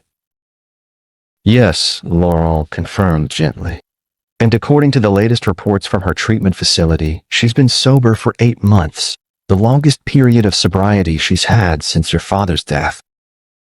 Maya looked at the phoenix pendant around her neck, feeling its weight against her chest, rising from ashes, becoming more beautiful and powerful after surviving the fire. She thought about Nana, fighting cancer with the same determination she brought to everything else. She thought about David Chen, the man who had chosen to be her father when her biological father was too afraid to fight for her. She thought about Lynn, struggling with demons Maya couldn't even imagine, but still asking about the daughter she'd given up to protect. And she thought about William Sterling, lying in a hospital bed in Ireland, probably wondering if he'd done the right thing by finally telling her the truth. I want to see him, Maya said suddenly. I want to go back to Ireland and see my father. Lorella smiled. I was hoping you would say that. I've already made arrangements for us to fly to Dublin this afternoon, if you're ready. And after that, Maya continued, her voice growing stronger, I want to go home. I want to see Nana, and I want to visit my mother in Sedona. All of that can be arranged, Laurent assured her. But Maya, are you sure you're ready for all of this? It's a lot to process, a lot of emotional upheaval. Maya carefully placed all the letters back in the safety deposit box, along with the legal documents in the empty jewelry box. She kept only the photograph of her parents and the letter Sterling had written on the plane. I've been ready my whole life, she said. I just didn't know what I was getting ready for. As they left the bank and stepped back onto the streets of Paris, Maya felt like a different person than the one who had entered just a few hours earlier. She was still Maya Chen, still the girl from South Phoenix who loved books and helped her neighbors and worried about her grandmother. But now she was also Maya Sterling, daughter of a billionaire, heir to a fortune she'd never dreamed of, connected to a mother she thought was dead, and a father who had loved her from a distance for 13 years. The phoenix pendant caught the afternoon sunlight as they walked toward Laurent's car, rising from ashes, becoming more beautiful and powerful after surviving the fire. Maya was ready to spread her wings and see just how high she could fly. The flight from Paris to Dublin was mercifully short, but Maya spent every minute of it rehearsing what she would say to William Sterling when she saw him. How do you greet a father you've never known? How do you bridge 13 years of absence in a single conversation? Laurent had called ahead to University Hospital Limerick, confirming that Sterling was stable and able to receive visitors. The doctors had been cautious but optimistic. His heart condition was serious but manageable with proper treatment and lifestyle changes. "He's been asking about you constantly," Laurent told Maya as their plane descended toward Dublin Airport. "The nurses say he's been the most cooperative patient they've ever had, following every instruction to the letter because he's determined to be well enough to see you." The drive from Dublin to Limerick took just over 2 hours through the Irish countryside. Maya pressed her face to the window, taking in the rolling green hills, stone walls, and scattered sheep that looked like something from a postcard. It was beautiful in a way that was completely different from the desert landscape of Arizona, ancient where her home was new, lush where Phoenix was stark. "Nervous?" Laurent asked, noticing her fidgeting with the Phoenix pendant. "Terrified," Maya admitted. "What if we don't have anything to say to each other? What if he's disappointed in who I turned out to be? What if I'm disappointed in him?" "Then you'll figure it out together," Laurent said simply. "That's what families do." University Hospital Limerick was a modern facility that managed to feel both efficient and welcoming. At the information desk, they were directed to the cardiac care unit on the 4th floor, where a nurse with kind eyes and a musical Irish accent greeted them. "You must be Maya," she said with a warm smile. "I'm Nurse O'Brien. Your father has been talking about you nonstop since he arrived. He's doing much better today. The doctors are very pleased with his progress." As they walked down the corridor toward Sterling's room, Maya's heart pounded so hard she was sure everyone could hear it. Through the open doors of other rooms, she caught glimpses of patients and families, of the universal drama of illness and recovery that played out in hospitals everywhere. "He's just in here," Nurse O'Brien said, stopping outside room 412. "Take all the time you need." Maya paused at the threshold, suddenly paralyzed by the magnitude of the moment. Through the partially open door, she could see Sterling sitting up in bed, looking out the window at the Irish countryside beyond. He was wearing a hospital gown instead of his expensive suit, and without the trappings of wealth, he looked smaller, more vulnerable, more human. Laurent placed a gentle hand on her shoulder. "Would you like me to come in with you?" Maya shook her head. "I think I need to do this alone." She knocked softly on the doorframe. "Mr. Sterling?" He turned toward her voice, and Maya saw his face transform. The careful mask of control he'd worn on the airplane was gone, replaced by an expression of such pure joy and relief that it took her breath away. "Maya," he said, his voice thick with emotion. "You came." She stepped into the room, suddenly shy. "How are you feeling?" "Much better now," he replied, his eyes never leaving her face. "Please, sit down. I wasn't sure you would want to see me after everything you learned in Paris." Maya took the chair beside his bed, studying his face. Without the stress and urgency of their airplane encounter, she could see the resemblance between them. The same dark eyes, the same stubborn set to the jaw, the same way of tilting their head when thinking. "I read all your letters," she said quietly. Sterling's breath caught. "All of them?" "Every single one. 13 years worth of birthdays and Christmases and first days of school." Maya's voice grew stronger. 13 years of a father who loved me but was too scared to fight for me.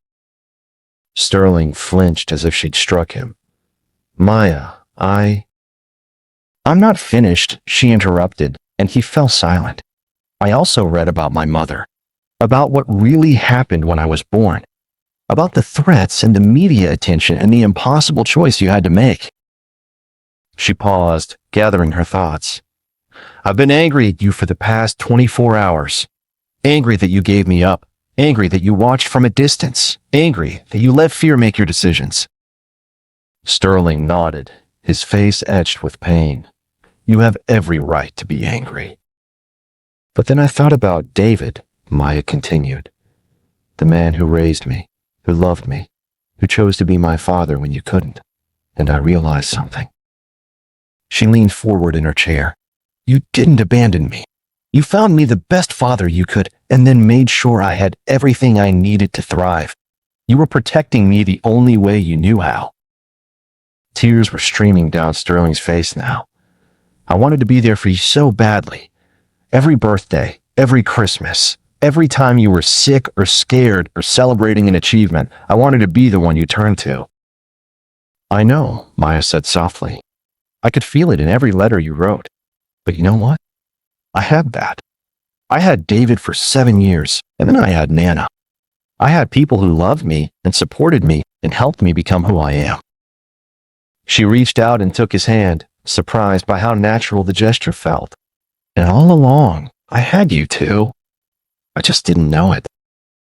Sterling squeezed her hand, his grip surprisingly strong for someone who just had a heart episode. "Can you forgive me?" Maya considered the question seriously. "I think forgiveness is something we'll have to work on together. But I can tell you this, I want to know you. I want to understand who you are beyond the letters and the money and the grand gestures. I want to know my father." The smile that spread across Sterling's face was like sunrise after a long night. "I would like that more than anything in the world." They talked for hours. Sterling told her about his childhood in London, about building his first company from nothing, about the loneliness of success and the weight of wealth. Maya told him about growing up in Phoenix, about her love of books, about Nana's strength and David's memory. "Tell me about your grandmother," Sterling said. "I've been funding her treatment, but I don't really know her as a person." Maya's face lit up. "Nana is the strongest person I know. She raised me after David died, worked 2 jobs to keep us afloat, never complained even when things were really hard. When she was diagnosed with cancer, her first concern wasn't for herself. It was making sure I would be okay if something happened to her." "She sounds remarkable." "She is. And she's going to want to meet you," Maya said. "She's known all along that David wasn't my biological father, but she never pushed me to ask questions. She just loved me and let me be whoever I was going to become." Sterling was quiet for a moment. "I'd like to meet her too, if she's willing." "What about my mother?" Maya asked, the question she'd been building up to all afternoon. "Tell me about Lynn." Sterling's expression grew complicated, love and pain and regret all mixed together. "Your mother is the most brilliant person I've ever known. When I met her, she had ideas that could have changed entire industries. She saw connections and possibilities that no one else could see." "What happened to her dreams? Her business ideas?" "Some of them were implemented by other people who had the resources and connections she didn't. She could have been one of the most successful entrepreneurs of her generation if circumstances had been different." Maya felt a flash of anger. "If you hadn't been too scared to fight for her." Sterling accepted the criticism without flinching. "Yes, if I had been braver, stronger, more willing to stand up to my enemies, your mother might have had the life she deserved." Is she going to be okay?" "The doctors are cautiously optimistic. She's been sober for 8 months, which is the longest period since David's death. She's been participating in therapy, working on the trauma and depression that led to her addiction. But recovery is a long process, and there are no guarantees."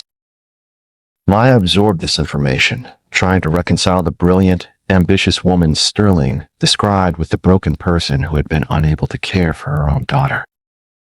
"Does she know about me? About what I'm doing? How I'm living?" "I send her updates regularly. Pictures from your school events, copies of your report cards, news about your achievements. She has a whole scrapbook dedicated to you." The thought of her mother, alone in a treatment facility, keeping a scrapbook of a daughter she'd given up, was almost too painful to bear. "I want to see her," Maya said suddenly. Sterling looked concerned. "Maya, I'm not sure that's a good idea. She's still very fragile, and seeing you might be overwhelming for both of you." "I don't care if it's overwhelming," Maya said firmly. "She's my mother. I've spent my whole life thinking she was dead, and now I find out she's been alive all along, asking about me, keeping track of my life. I need to see her." Sterling studied her face, seeing the determination that reminded him so much of Lynn at that age. "If that's what you want, I'll arrange it," he said finally. "But I want to be there with you, and I want her doctors to approve the visit first." "Deal," Maya agreed. As the afternoon wore on, Maya found herself relaxing in Sterling's presence. Without the drama of their airplane encounter, she could see past his wealth and power to the man underneath, someone who had made mistakes but was trying to make amends, someone who had loved her from a distance but was ready to love her up close. "Can I ask you something?" Maya said as the sun began to set outside his window. "Anything." "Why technology? Why did you choose that industry?" Sterling smiled. "Because technology is about connection, about bringing people together across distances, about sharing information and ideas, about making the impossible possible. I suppose I was drawn to it because I felt so disconnected from the people who mattered most to me. And now? Now I'm hoping technology can help me stay connected to the person who matters most, you." As visiting hours drew to a close, Maya felt reluctant to leave. She had found her father, and despite everything that had happened, despite all the years of separation, being with him felt natural in a way she hadn't expected. "I have to go back to Phoenix tomorrow," she said. "Nana needs me, and I need to process everything that's happened." "I understand," Sterling said, though she could see the disappointment in his eyes. "But Maya, I hope this isn't goodbye. I hope it's just the beginning." "It is," she assured him. "But I need to go home first. I need to talk to Nana to figure out how all of this fits into my life." "Of course. And when you're ready, I'd like to come to Phoenix. I'd like to meet your grandmother properly, to see where you grew up, to be part of your world instead of just watching it from a distance." Maya smiled. "I'd like that too." As she stood to leave, Sterling reached for her hand one more time. "Maya, I want you to know, whatever happens next, whatever you decide about our relationship, these past few hours have been the best of my life. Getting to know you, seeing the incredible person you've become, being able to call you my daughter, it's more than I ever dared to hope for." Maya leaned down and, surprising them both, kissed his forehead. "Get better, Dad. We have a lot of catching up to do." The word dad hung in the air between them, precious and fragile and full of possibility. As Maya left the hospital with Laurent, she felt like she was carrying something new inside her chest, not just the knowledge of who her father was, but the beginning of an actual relationship with him. It would take time to build, time to navigate the complexities of their situation, but for the first time in her life, she felt complete. The Phoenix pendant caught the light from the hospital's entrance as they walked to their car, rising from ashes, becoming more beautiful and powerful after surviving the fire. Maya was ready to go home and begin the next chapter of her story. The flight from Dublin to Phoenix felt like traveling between two different worlds. Maya pressed her face to the window as they descended toward Sky Harbor Airport, watching the familiar sprawl of the desert cities spread out below her. After the green hills of Ireland and the elegant architecture of Paris, Phoenix looked harsh and unforgiving, all concrete and asphalt baking under the relentless Arizona sun. But it was home. Laurent had accompanied her back to the States, partly to help her navigate the legal complexities of her new situation, and partly because Sterling had asked him to ensure she arrived safely. As they collected their luggage, Maya felt a familiar mixture of excitement and anxiety about seeing Nana again. How do you tell your grandmother that everything she's helped you believe about your life has changed? How do you explain that the man who raised you wasn't your biological father, that your supposedly dead mother is alive, and that you're now the heir to a fortune you never knew existed? Nervous? Laurent asked as they waited for their taxi. Terrified, Maya admitted. Nana's been through so much with her treatment. I don't want to add more stress to her life. From what you've told me about your grandmother, she sounds like someone who can handle difficult truths. And Maya, remember, she's known about your parentage all along. This might actually be a relief for her. not having to keep that secret anymore. The taxi ride through Phoenix felt surreal. Everything looked exactly the same. The strip malls and fast food restaurants, the palm trees and cacti, the mountains rising in the distance like ancient sentinels. But Maya felt like she was seeing it all through different eyes, as if her expanded understanding of herself had changed her perception of everything else. Their apartment complex looked smaller and shabbier than she remembered, though she'd only been gone for 3 days. The parking lot was still cracked and weedy, the pool still empty except for a few inches of murky water, the mailboxes still dented and covered in graffiti. But as Maya climbed the stairs to their second-floor apartment, she felt a rush of affection for this place that had been her sanctuary for so many years. Whatever else happened, whatever changes lay ahead, this was where she had learned to be herself. She knocked softly on the door, not wanting to startle Nana if she was resting. "Maya? Baby, is that you?" Nana's voice came from inside, stronger than Maya had expected. The door opened, and there was Nana, thinner than when Maya had left, her headscarf slightly askew, but with bright eyes and a smile that could have powered the entire city. "Oh, my baby girl," Nana said, pulling Maya into a fierce hug. "I've missed you so much. How was Paris? Did you meet with those lawyers? Are you okay?" Maya hugged her grandmother tightly, breathing in the familiar scent of her lavender lotion and the faint medicinal smell that had become part of their lives since the cancer diagnosis. "I'm okay, Nana, but we need to talk. There's a lot I need to tell you." Nana's eyes sharpened, taking in Maya's expression and the well-dressed man standing behind her in the hallway. "Come in, both of you," she said, stepping aside. "I'll make some tea." Their small living room felt cramped with Laurent's presence, but he settled onto the worn couch with the same grace he'd shown in his elegant Parisian office.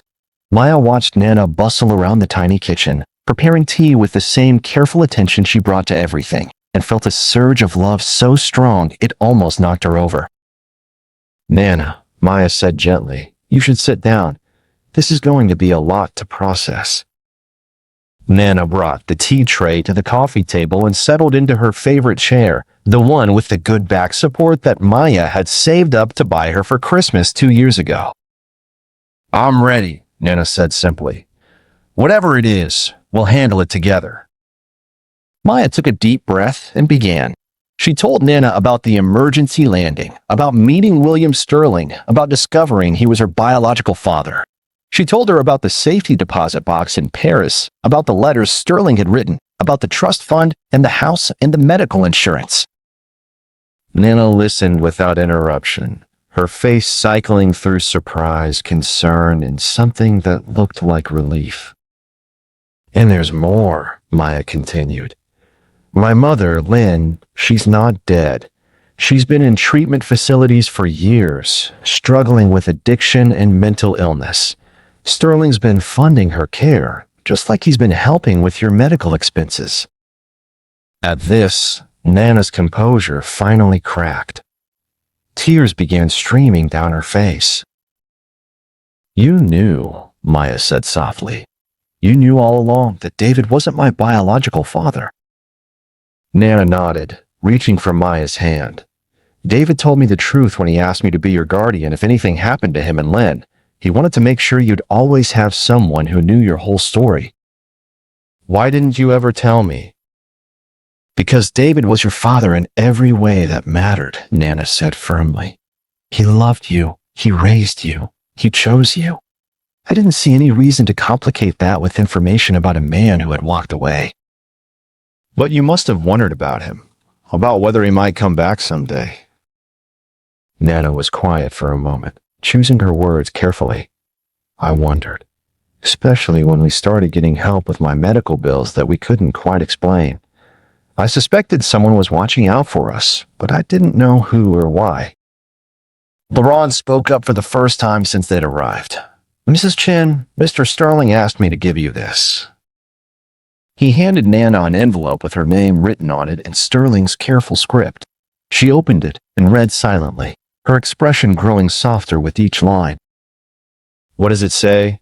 Maya asked. Nana folded the letter carefully.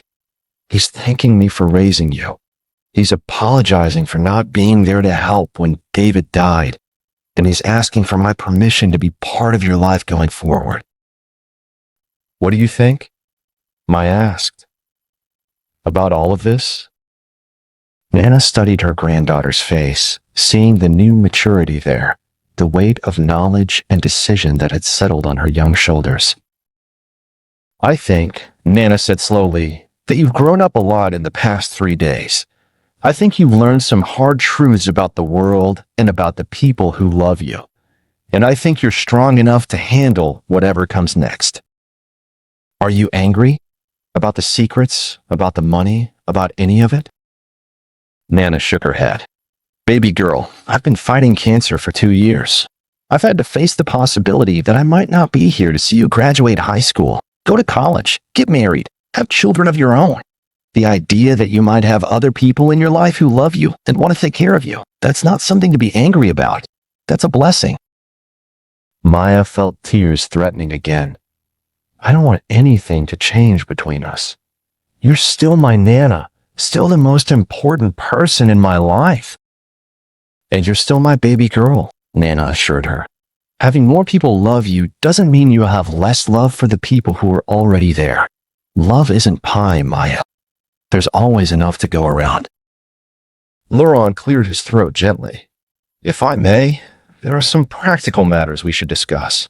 Mr. Sterling has established a trust fund for Maya's future, but he's also made. The medical team worked with practiced efficiency around William Sterling's still form. Maya watched from her seat, her hands still trembling from the adrenaline.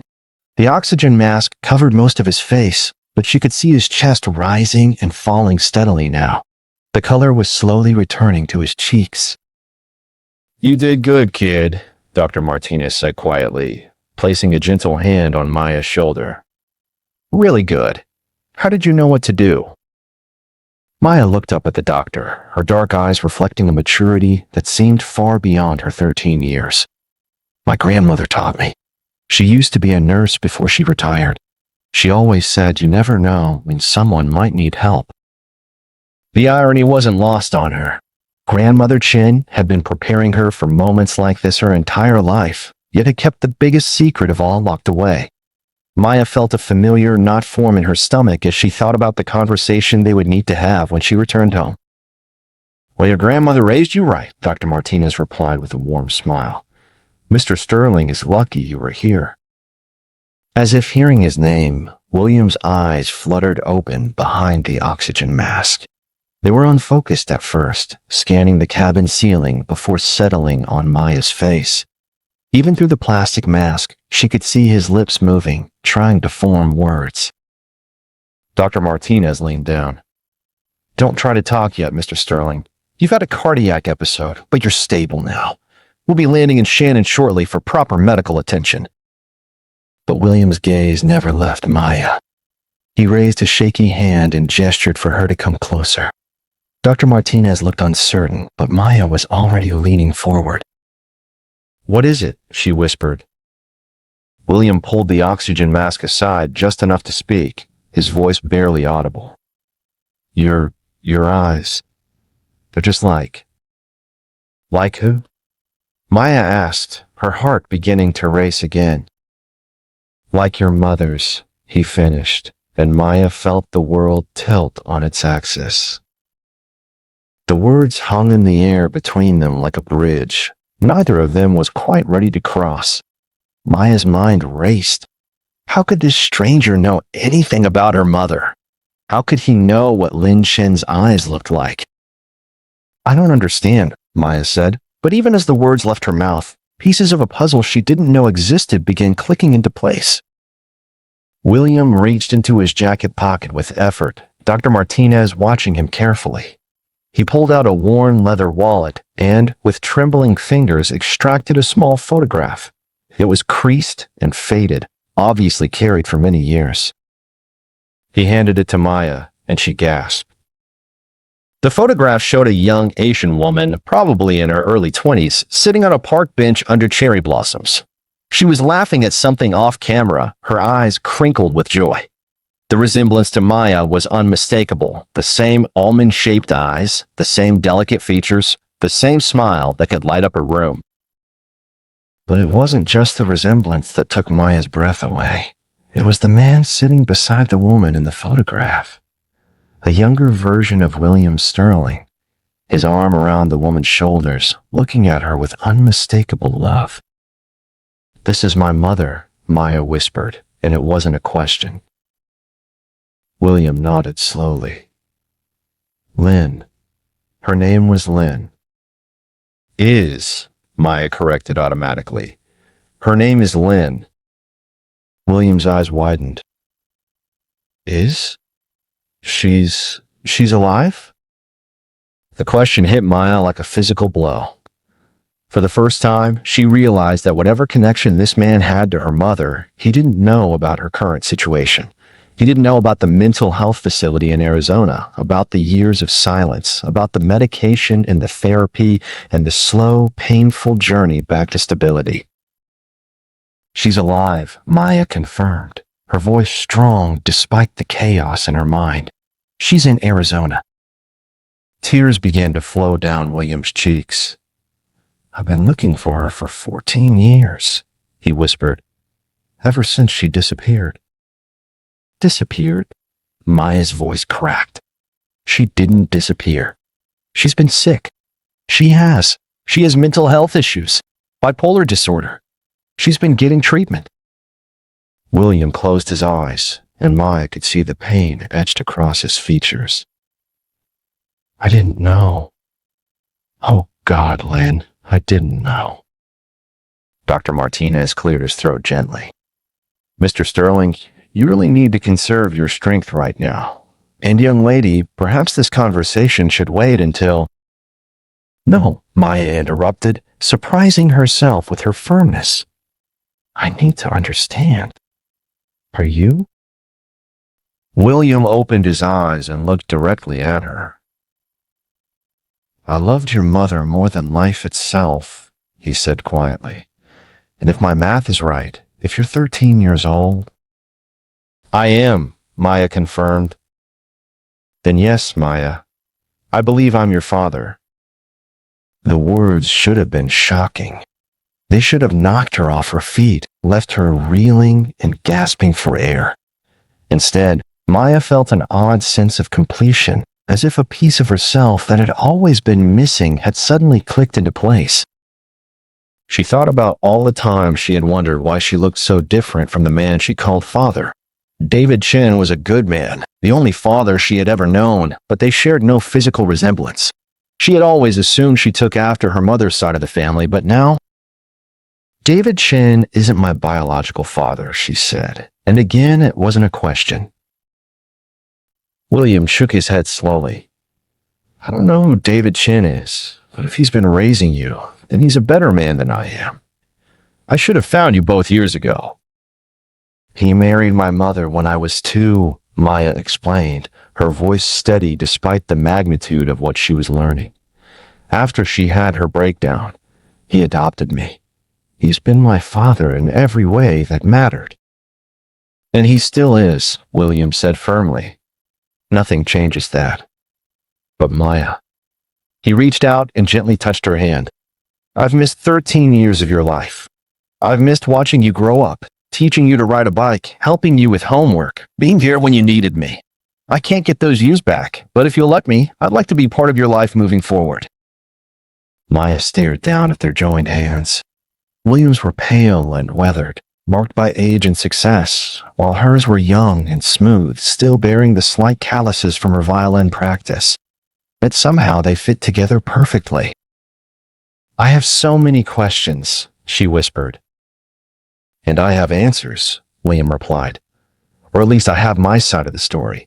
But first, we need to get through this medical emergency, and then we can talk properly." The captain's voice crackled over the intercom. "Ladies and gentlemen, we are beginning our descent into Shannon Airport. We have medical personnel standing by, and we should be on the ground in approximately 15 minutes. Thank you for your patience during this emergency." Maya felt the plane begin to descend, and her ears popped. In 15 minutes, William Sterling would be whisked away by paramedics. In 15 minutes, this surreal conversation would be over, and she would be left alone with the knowledge that her entire understanding of her family had just been turned upside down. "What happens now?" she asked. "Now," William said, squeezing her hand gently, "you go home to your family in Phoenix. You talk to your mother and to David Chen and to your grandmother. You ask them all the questions you need to ask. And when you're ready, if you want to, you can call me." He gestured toward his briefcase, which one of the flight attendants had retrieved from the overhead compartment. "Sarah, my assistant, she's waiting for me in Paris. She has all my contact information." "But Maya," his voice grew serious, "don't make any hasty decisions. This is a lot to process. Take your time." Maya nodded, but inside she was already planning. She needed to call her grandmother as soon as they landed. She needed to understand how much the family had known about William Sterling. She needed to know why her mother had never told her about her biological father. But most of all, she needed to see her mother. The plane touched down at Shannon Airport with a gentle bump, and Maya could see the flashing lights of emergency vehicles through the small window. The other passengers remained seated as paramedics boarded the aircraft, their equipment and expertise focused entirely on William Sterling.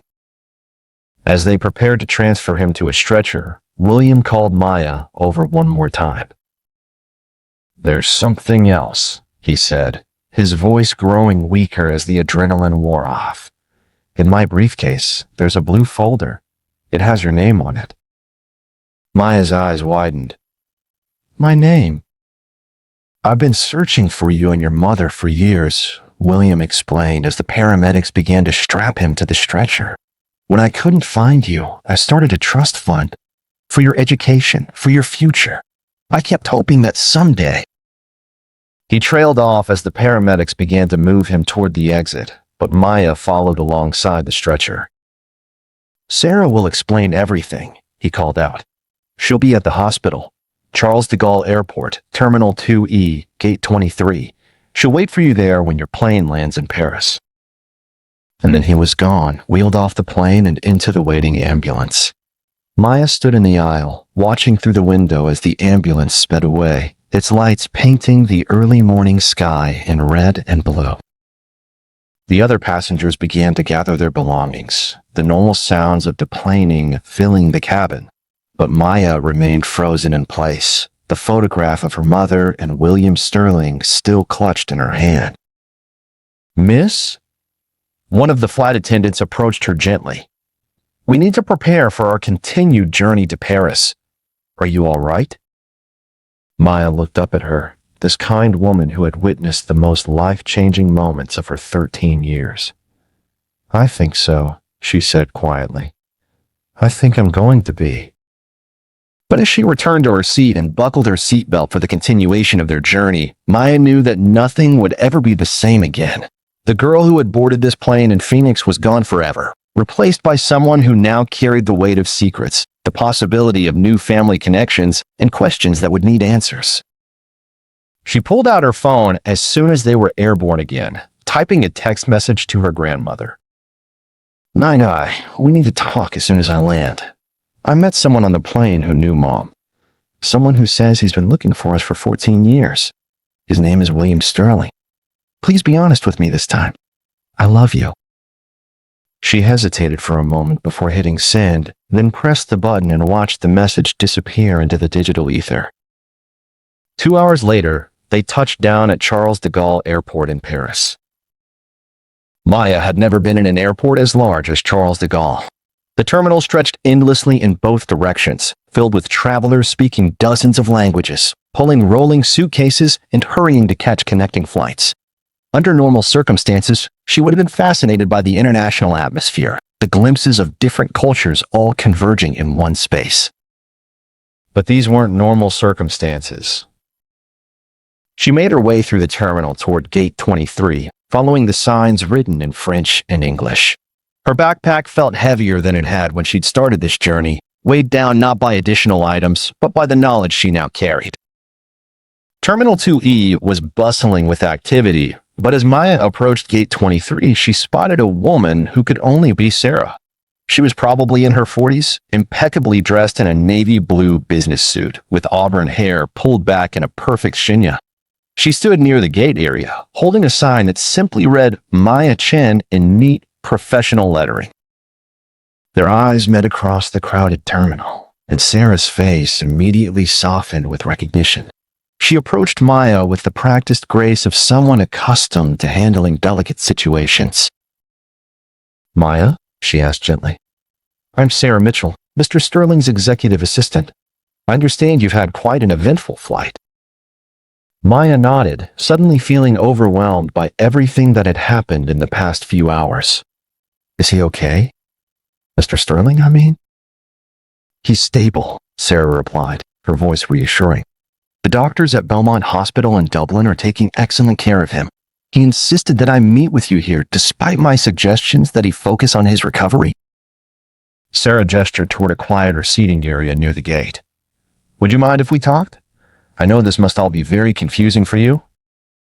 They settled into adjacent chairs, and Sarah opened her leather briefcase. The blue folder William had mentioned was right on top, and Maya could indeed see her name written across the tab in William's careful handwriting. "How long have you worked for him?" Maya asked. 12 years, Sarah replied. "I've been with Sterling Holdings since just after he started the company. I've watched him build his business empire, seen him through some of his greatest triumphs and his deepest sorrows." She paused, looking at Maya with kind eyes. "And I've watched him search for your mother for all of those 12 years. Maya felt her throat tighten. "He really has been looking for us?" "Every single day," Sarah confirmed. "Mr. Sterling is a very determined man. When he sets his mind to something, he doesn't give up easily. But your mother..." She shook her head sadly. It was as if she had simply vanished. Sarah opened the blue folder and carefully removed several documents. "Maya, I need you to understand something about Mr. Sterling. He's not just a wealthy businessman. He's a man who has carried guilt and regret for 14 years. He has blamed himself for losing the two most important people in his life." "What happened between them?" Maya asked. Sarah was quiet for a long moment, clearly choosing her words carefully. "That's a story that really should come from your mother or from Mr. Sterling himself when he's recovered. But what I can tell you is that there was a misunderstanding, a terrible miscommunication at a crucial time." She handed Maya a photograph different from the one William had shown her on the plane. This one showed William and Lynn at what appeared to be a formal event. Lynn was wearing an elegant emerald green dress, and William was in a tuxedo. They were both smiling, but even in the photograph, Maya could see a tension around her mother's eyes. "This was taken about a month before your mother disappeared," Sarah explained. "Mr. Sterling had just received a major business opportunity, one that would require him to travel extensively for several years. He was trying to decide whether to take it." Maya studied the photograph. Her mother looked beautiful but fragile, like a piece of crystal that might shatter at any moment. "Did he take the opportunity?" "Yes," Sarah said quietly. "And that decision has haunted him ever since. You see, your mother was pregnant at the time, though Mr. Sterling didn't know it. She had been trying to find the right moment to tell him, but with all the stress of his business decision..." Maya's heart clenched. She never got the chance. The night before he was supposed to leave for his first extended business trip, they had an argument. Your mother was emotional, trying to tell him something important, but Mr. Sterling was distracted by work concerns. He said some things he didn't mean, and she left upset. Sarah turned to another document in the folder. When he returned from his trip 3 weeks later, intending to apologize and propose marriage, she was gone. Her apartment was empty, her job didn't know where she'd gone, her friends had no information. It was as if Lin Shin had never existed. Maya felt tears building in her eyes. But she didn't just disappear. She came back to Phoenix. She was pregnant and scared, and she needed her family. "We know that now," Sarah said gently.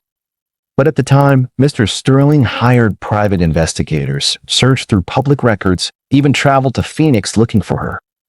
But your mother had married David Chen and taken his name. She wasn't Lin Chen anymore. She was Lin Chen Chen, and later just Lin Chen again after." After her breakdown, Maya finished. Sarah nodded. Mr. Sterling never stopped looking. Even after his business became successful, even after years had passed, he kept investigators on retainer. He always held on to the hope that someday he would find her and could apologize, could explain what had really happened. Maya looked down at the folder in her lap. What else is in here? Sarah smiled sadly. Proof of everything I've just told you. Photographs, private investigator reports, medical records from today's emergency, and... She paused dramatically. The trust fund documents. Maya's eyes widened. He really did set up a trust fund? The Sterling Education Trust, Sarah confirmed. It was established 10 years ago when Mr. Sterling turned 40 and realized he might never find you. The trust is designed to provide for your education through university, graduate school if you choose, and includes provisions for living expenses and other necessities. She handed Maya a thick document with official seals and signatures. The current value is approximately $2.3 million. Maya nearly dropped the papers. $2.3 million? It's been earning interest and growing through investments for 10 years, Sarah explained. Mr. Sterling's financial advisors have managed it conservatively but effectively. The money is yours, Maya, regardless of whether you choose to have a relationship with Mr. Sterling. Maya stared at the numbers on the page, trying to comprehend what they meant. She thought about her grandmother working double shifts at the hospital to pay for Maya's violin lessons. She thought about David Chen taking on extra freelance projects to afford her school supplies. She thought about her mother's medical bills and the strain they put on the family finances. This is too much, she whispered. Mr. Sterling doesn't think so, Sarah replied. He believes he owes you 14 years of birthday presents, Christmas gifts, allowances, and everything else a father should provide for his child. Maya looked up at Sarah, this woman who clearly cared deeply for her employer. What's he like? I mean, when he's not having a heart attack on an airplane? Sarah's face lit up with a genuine smile. He's brilliant, first of all. The kind of person who can see solutions where others only see problems. He built Sterling Holdings from nothing into a multinational corporation. But more than that, he's kind. He remembers the names of every employee, from the executives to the janitors. He supports dozens of charities, most of them anonymously. She paused, her expression growing more serious. But he's also been sad, Maya. For all the years I've known him, there's been a sadness in his eyes. He's successful, he's respected, he has everything most people dream of. But he's never married, never had a family of his own. I think he's been waiting. Waiting for what? For this day, Sarah said simply. For the day he could find you and your mother and try to make things right.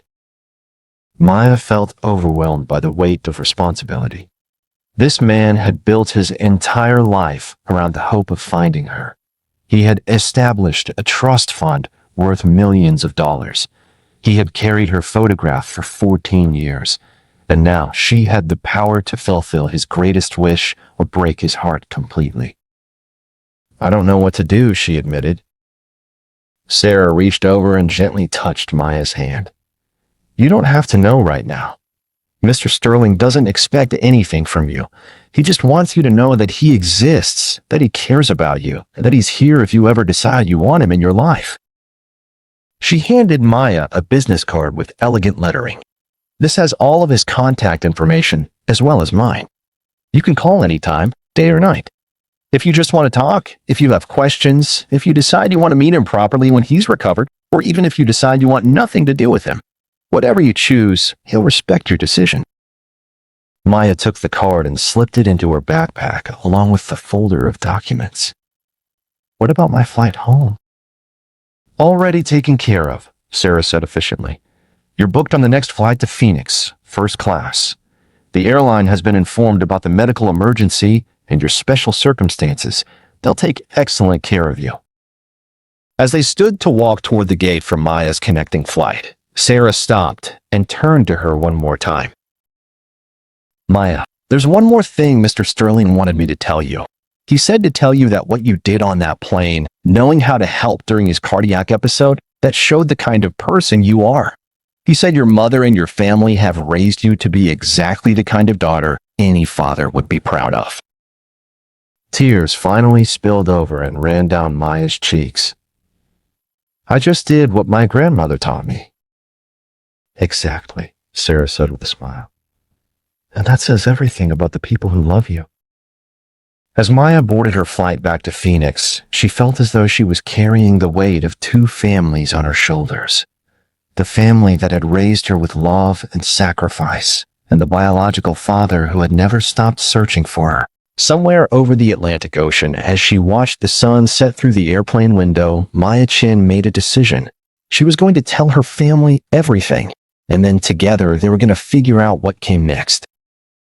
But first, she had to see her mother. The familiar dry heat of Phoenix hit Maya like a wall as she stepped off the plane at Sky Harbor International Airport. After the cool air of the airplane cabin and the brief stop in Ireland, the Arizona desert felt like coming home to an oven. But it was home, and for the first time in over 24 hours, Maya felt like she could breathe normally. Her grandmother was waiting at the gate, exactly where Maya knew she would be. Lily Chen stood with perfect posture. Despite her 68 years, her silver hair pulled back in a neat bun, wearing the simple blue dress she always wore to important occasions. But Maya could see the worry lines around her eyes, the tension in the set of her shoulders. Their eyes met across the crowded terminal, and Maya saw her grandmother's face crumple with relief.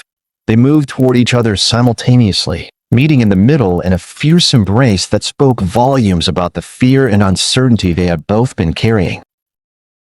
Xiao Bao, her grandmother, whispered, using the pet name she had called Maya since childhood. Little treasure. I was so worried. Maya buried her face in her grandmother's shoulder, breathing in the familiar scent of jasmine tea and the herbal liniment her grandmother used for her arthritis. For a moment, she was just a 13-year-old girl who had been through something frightening and wanted to comfort a family. But only for a moment. Nai, she said, pulling back to look into her grandmother's dark eyes. We need to talk. Lily Chen studied her granddaughter's face, seeing the new maturity that hadn't been there when Maya had left for France just 2 days ago. Yes, she said quietly. I believe we do. They walked through the airport in relative silence, Maya pulling her rolling suitcase while her grandmother carried the violin case.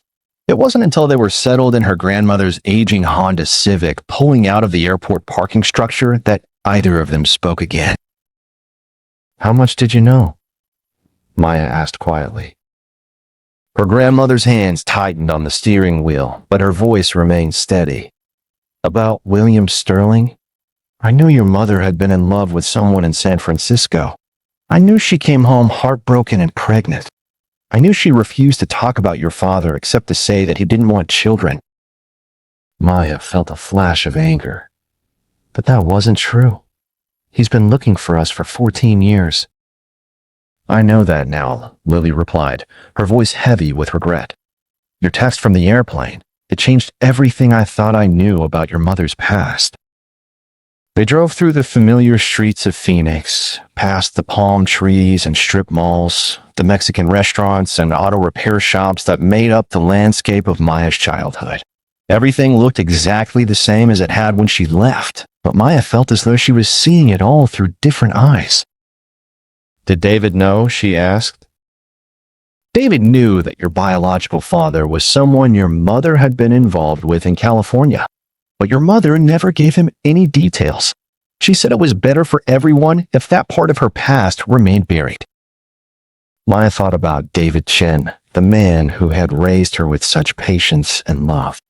He was probably at home right now, preparing one of his elaborate welcome home dinners, completely unaware that their family's story was about to be rewritten. What about Mom's breakdown? Maya asked. Was that connected to leaving him? Her grandmother was quiet for a long moment, navigating the familiar turns toward their neighborhood. Your mother was always fragile, Xiao Bao.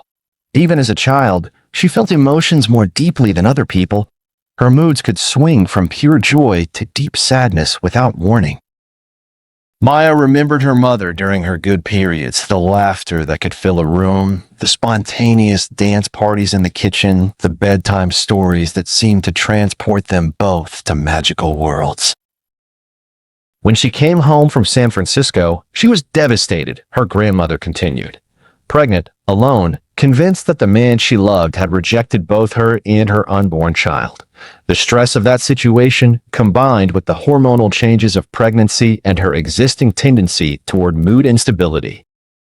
It was the perfect storm, Maya finished. Yes, your mother had what doctors now call a mixed episode, symptoms of both depression and mania at the same time. She became paranoid, convinced that people were plotting against her. She thought the nurses in the maternity ward were trying to steal you. She believed that your father had hired private investigators to take you away from her. Maya felt her heart clench. But he was looking for us. Yes, but your mother's illness made it impossible for her to see his search as anything other than a threat. She was terrified that he was trying to take you away, so she made sure we were impossible to find. They pulled into the driveway of the small stucco house where Maya had grown up. The front yard was xeriscaped with drought-resistant plants and decorative rocks, practical and beautiful in the way that defines so much of desert living. David's car was in the driveway, and Maya could see light streaming from the kitchen windows. "Is she well enough now?" Maya asked. "Well enough to handle learning about William Sterling?" Her grandmother turned off the engine and sat quietly for a moment. "Your mother has worked very hard to manage her illness, Zhao Bao. She takes her medication religiously, she goes to therapy, she has learned to recognize her warning signs. But news like this could trigger an episode. It's possible. That's why we need to be very careful about how we approach this. Your mother's mental health has to be our first priority." Maya nodded, understanding the delicate balance they would need to maintain. But she also thought about William Sterling, lying in a hospital bed in Dublin, having just learned that the woman he loved and the daughter he had never known were both alive and living in Arizona. "Nai," she said quietly. "I think I want to meet him. William Sterling, I mean, when he recovers from his heart attack." Her grandmother turned to look at her, and Maya saw a complex mix of emotions cross her weathered features. "Are you sure?"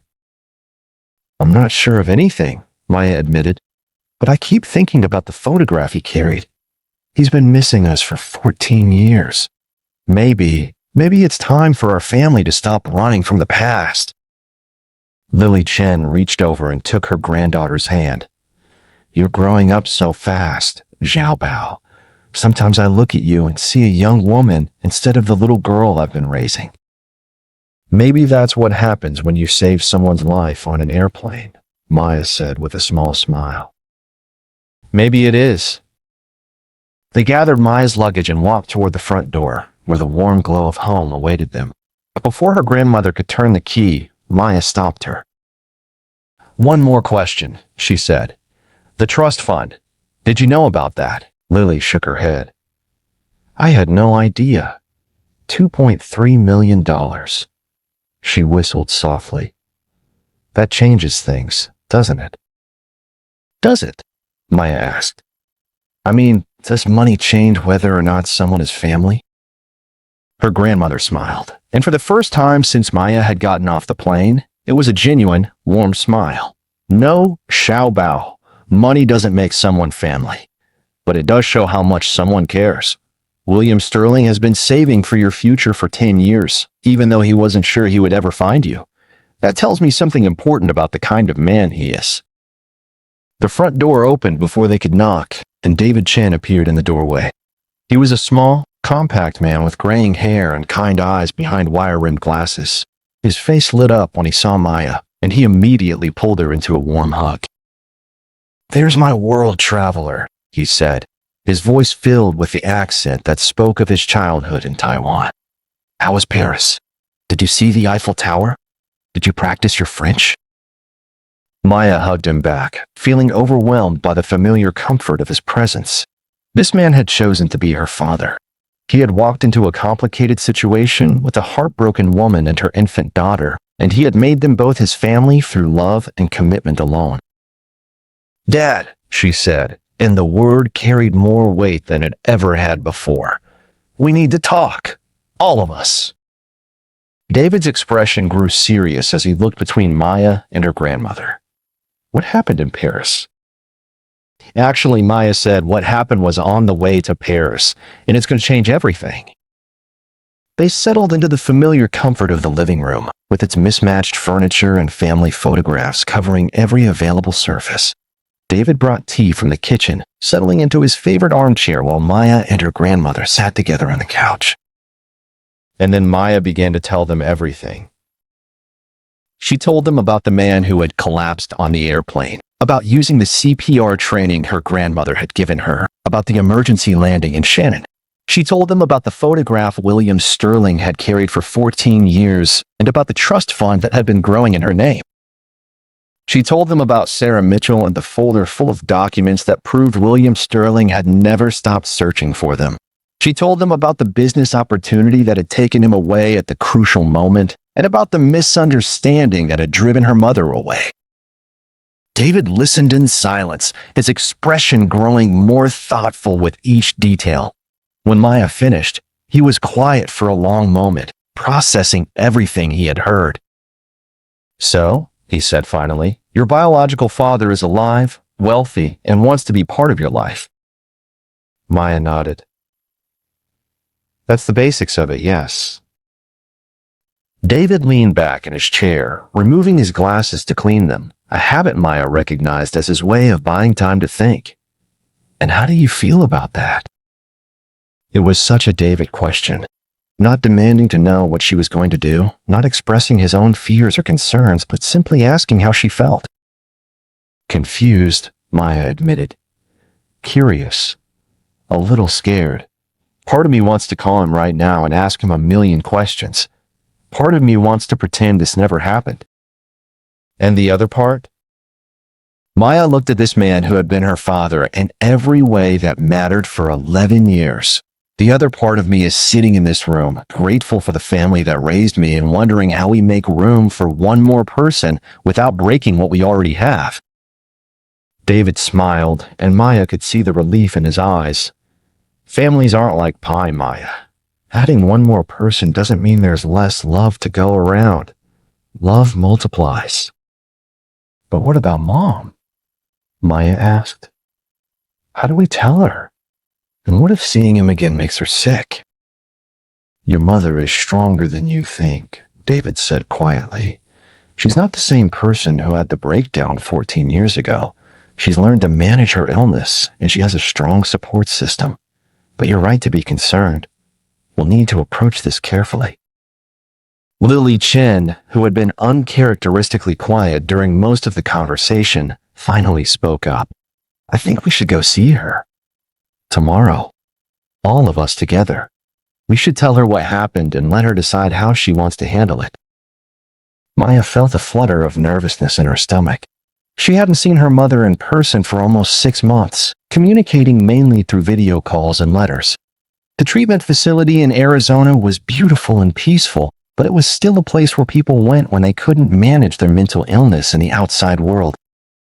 What if she's not ready? Maya asked. Then we wait until she is, David replied. But Maya, your mother loves you more than anything in this world. She's going to want to know about this, even if it's difficult for her to process. That night, Maya lay in her childhood bedroom, surrounded by the posters and books and violin music that had defined her early adolescence. But sleep eluded her as she stared at the ceiling, thinking about everything that had changed in the span of 24 hours. On her nightstand sat the business card Sarah Mitchell had given her, along with the folder of documents that proved William Sterling's 14-year search. Somewhere in Dublin, her biological father was recovering from a heart attack, probably wondering if he would ever hear from her again. Maya picked up her phone and composed a text message to the number on Sarah's card. Hi, Sarah. This is Maya Chen. I wanted you to know that I made it home safely. Please tell Mr. Sterling that I'm going to talk to my family about everything. I need some time to process, but I want him to know that I'm grateful he saved that photograph all these years. I hope he recovers quickly. She hesitated for a moment, then added, "And please tell him that David Chen is a good man who loves me very much. He doesn't need to worry about that." After sending the message, Maya finally felt like she could sleep. Tomorrow would bring difficult conversations and emotional challenges, but tonight she was home, surrounded by the love of the family that had raised her. And for the first time since boarding the plane to Paris, that felt like enough. The Desert Springs Treatment Center was located in Scottsdale, about 45 minutes from Maya's neighborhood in Phoenix. As David navigated the familiar route through the desert landscape, Maya watched the saguaro cacti and palo verde trees drift past her window, their ancient forms casting long shadows in the late morning sun. She had been to the treatment center dozens of times over the past few years, but today felt different. Today, she wasn't just visiting her mother. She was bringing news that could fundamentally change Lynn's life. "Remember," her grandmother said from the front passenger seat, "we let your mother control the pace of this conversation. If she gets overwhelmed, we stop. If she needs time to process, we give it to her." Maya nodded, clutching the folder of documents that Sarah Mitchell had given her. She had spent most of the previous evening going through every page, studying the photographs and reading the private investigator reports that chronicled William Sterling's search for them. One detail that had particularly struck her was a report from 6 years ago, when one of Sterling's investigators had actually interviewed Maya's fourth-grade teacher. The investigator had been looking for any students whose mothers might match Lynn's description, but since Maya went by the name Chen rather than Sterling or any variation thereof, she had been overlooked. They had been so close to being found, and yet still invisible. The treatment center was designed to look more like a resort than a medical facility. Low adobe buildings were arranged around courtyards filled with desert plants and water features. The architecture was meant to be calming, and Maya had to admit it worked. Even under the current circumstances, she felt some of her anxiety ease as they walked through the main entrance. Lynn Chen was waiting for them in the family visiting room, a sunny space with comfortable furniture and large windows that overlooked a garden. She rose as they entered, and Maya's breath caught in her throat. Her mother looked good. Better than she had looked in years, actually. Her long black hair was shiny and well-styled, her complexion clear, her eyes bright and alert. She was wearing a simple sundress in her favorite shade of blue, and she looked like someone who was genuinely happy to see her family. "Maya," Lynn exclaimed, opening her arms for a hug. "I've missed you so much. How was Paris? Tell me everything." Maya hugged her mother tightly, breathing in the familiar scent of her shampoo and feeling the steady strength of her embrace. For a moment, she almost forgot why they were there. "Paris was beautiful," Maya said, pulling back to look at her mother's face. "But something happened on the flight. Something important that we need to tell you about." Lynn's expression grew more serious, but she didn't look panicked or agitated. "Okay, let's sit down and you can tell me." They arranged themselves in the comfortable chairs, and Maya noticed that her mother's hands were steady as she poured water from the pitcher on the side table.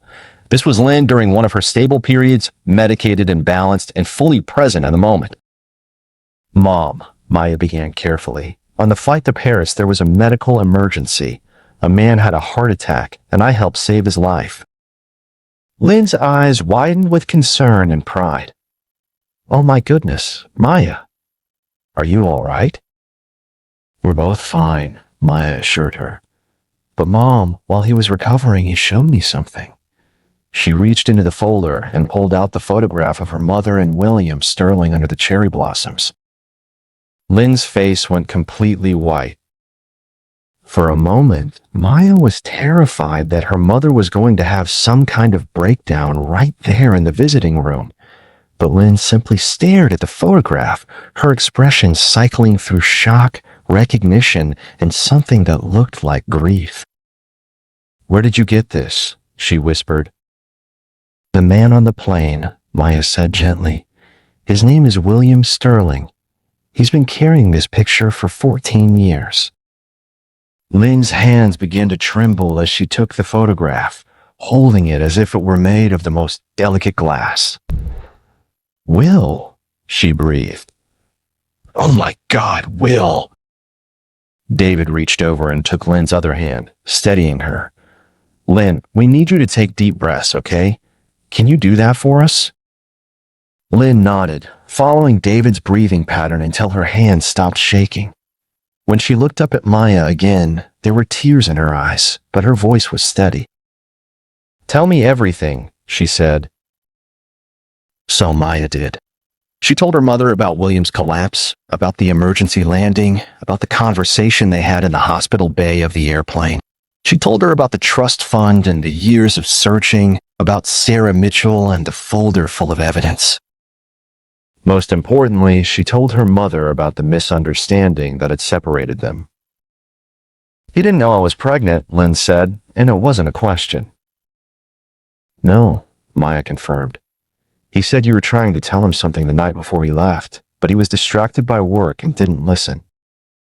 Lynn closed her eyes, and Maya could see her replaying that night in her memory. I had planned to tell him at dinner. I had it all worked out. I was going to order dessert and then give him the ultrasound photo. But he was so stressed about the business trip, so focused on his phone and his laptop.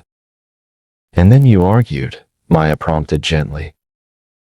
He said some things about not being ready for serious commitments, about needing to focus on his career for the next few years. He said he couldn't handle any more pressure in his life right then. Lynn's voice was barely above a whisper. So I left. I was going to tell him about the baby when he came back from his trip, but by then I had convinced myself that he wouldn't want us. Lily Chen leaned forward in her chair.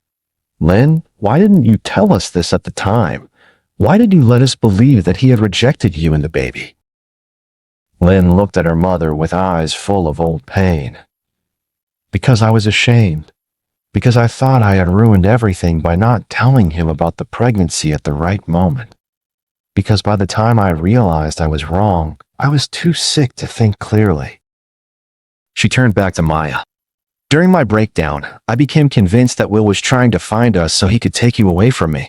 Every time I saw a strange car in the neighborhood, every time someone knocked on the door unexpectedly, I thought it was him coming to steal my baby. Maya felt tears prick her eyes. But he was just trying to find us because he loved you. I know that now, Lynn said, wiping her own tears. My therapist and I have talked about those paranoid thoughts. I understand now that they were symptoms of my illness, not reality. But at the time, they felt completely real. David squeezed Lynn's hand. Lynn, the question now is, what do you want to do with this information? Maya has been in contact with Sterling's assistant, and he would like to see both of you when he recovers from his heart attack. Lynn was quiet for a long moment, staring down at the photograph in her lap. When she looked up, her expression was resolute. I want to see him, she said firmly. I owe him an explanation for why I disappeared, and I owe him 14 years of knowing his daughter. Maya felt a rush of relief mixed with nervousness. Are you sure? We don't have to rush into anything. Maya, I've been running from this part of my past for too long, Lynn replied. It's time to face it. Besides, she added with a small smile, I want to thank him for setting up that trust fund. $2.3 million for your education? That's not just generosity, that's love. But what about your treatment? Lily asked. You're doing so well here. Is this the right time to handle something this emotionally complex? Lynn looked around the visiting room with its carefully neutral decor and therapeutic ambiance. I've been here for 8 months this time. I'm stable, my medication is working, and I've learned better coping strategies. Dr. Rodriguez thinks I'm ready to start transitioning back to independent living. She paused, looking directly at Maya. Maybe it's time for our family to stop being defined by what went wrong 14 years ago. Maybe it's time to start writing a new chapter. Maya felt a surge of love and admiration for her mother.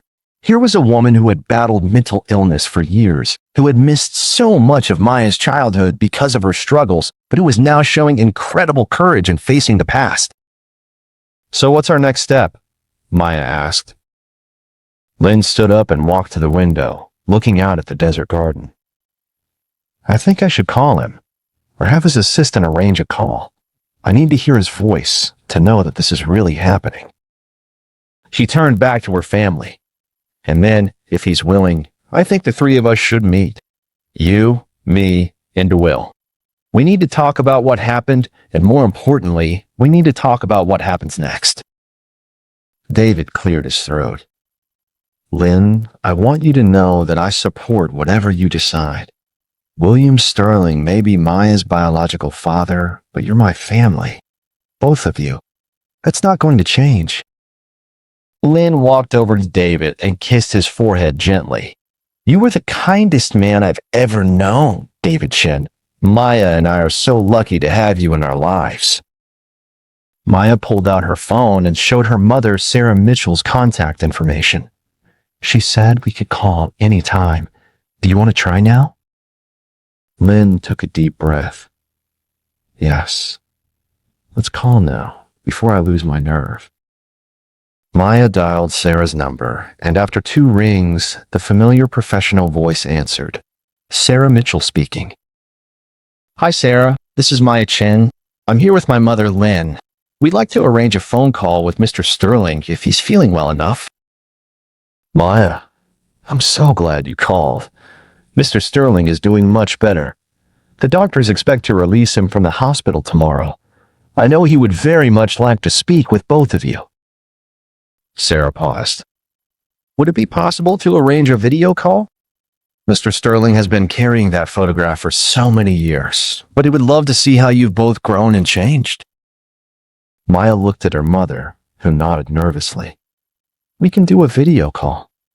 When would be convenient? Mr. Sterling is quite flexible with his schedule for this, Sarah said, with what sounded like a smile in her voice. Would this afternoon work? Perhaps around 2 p.m. your time? That would be 9 p.m. in Dublin. Lynn took the phone from Maya. Sarah, this is Lynn. I need you to know that I've been dealing with mental health issues for many years. I'm stable now, but this conversation is going to be emotionally difficult for me. Is Will prepared for that? Sarah's voice was gentle. Lynn, Mr. Sterling has hoped for this conversation for 14 years. He doesn't care about anything except the opportunity to apologize and to meet his daughter properly. He's prepared for whatever you need this to be. After they ended the call, the family sat in the visiting room for a few more minutes, processing what they had just committed to. In 3 hours, Lynn would be seeing William Sterling for the first time in 14 years.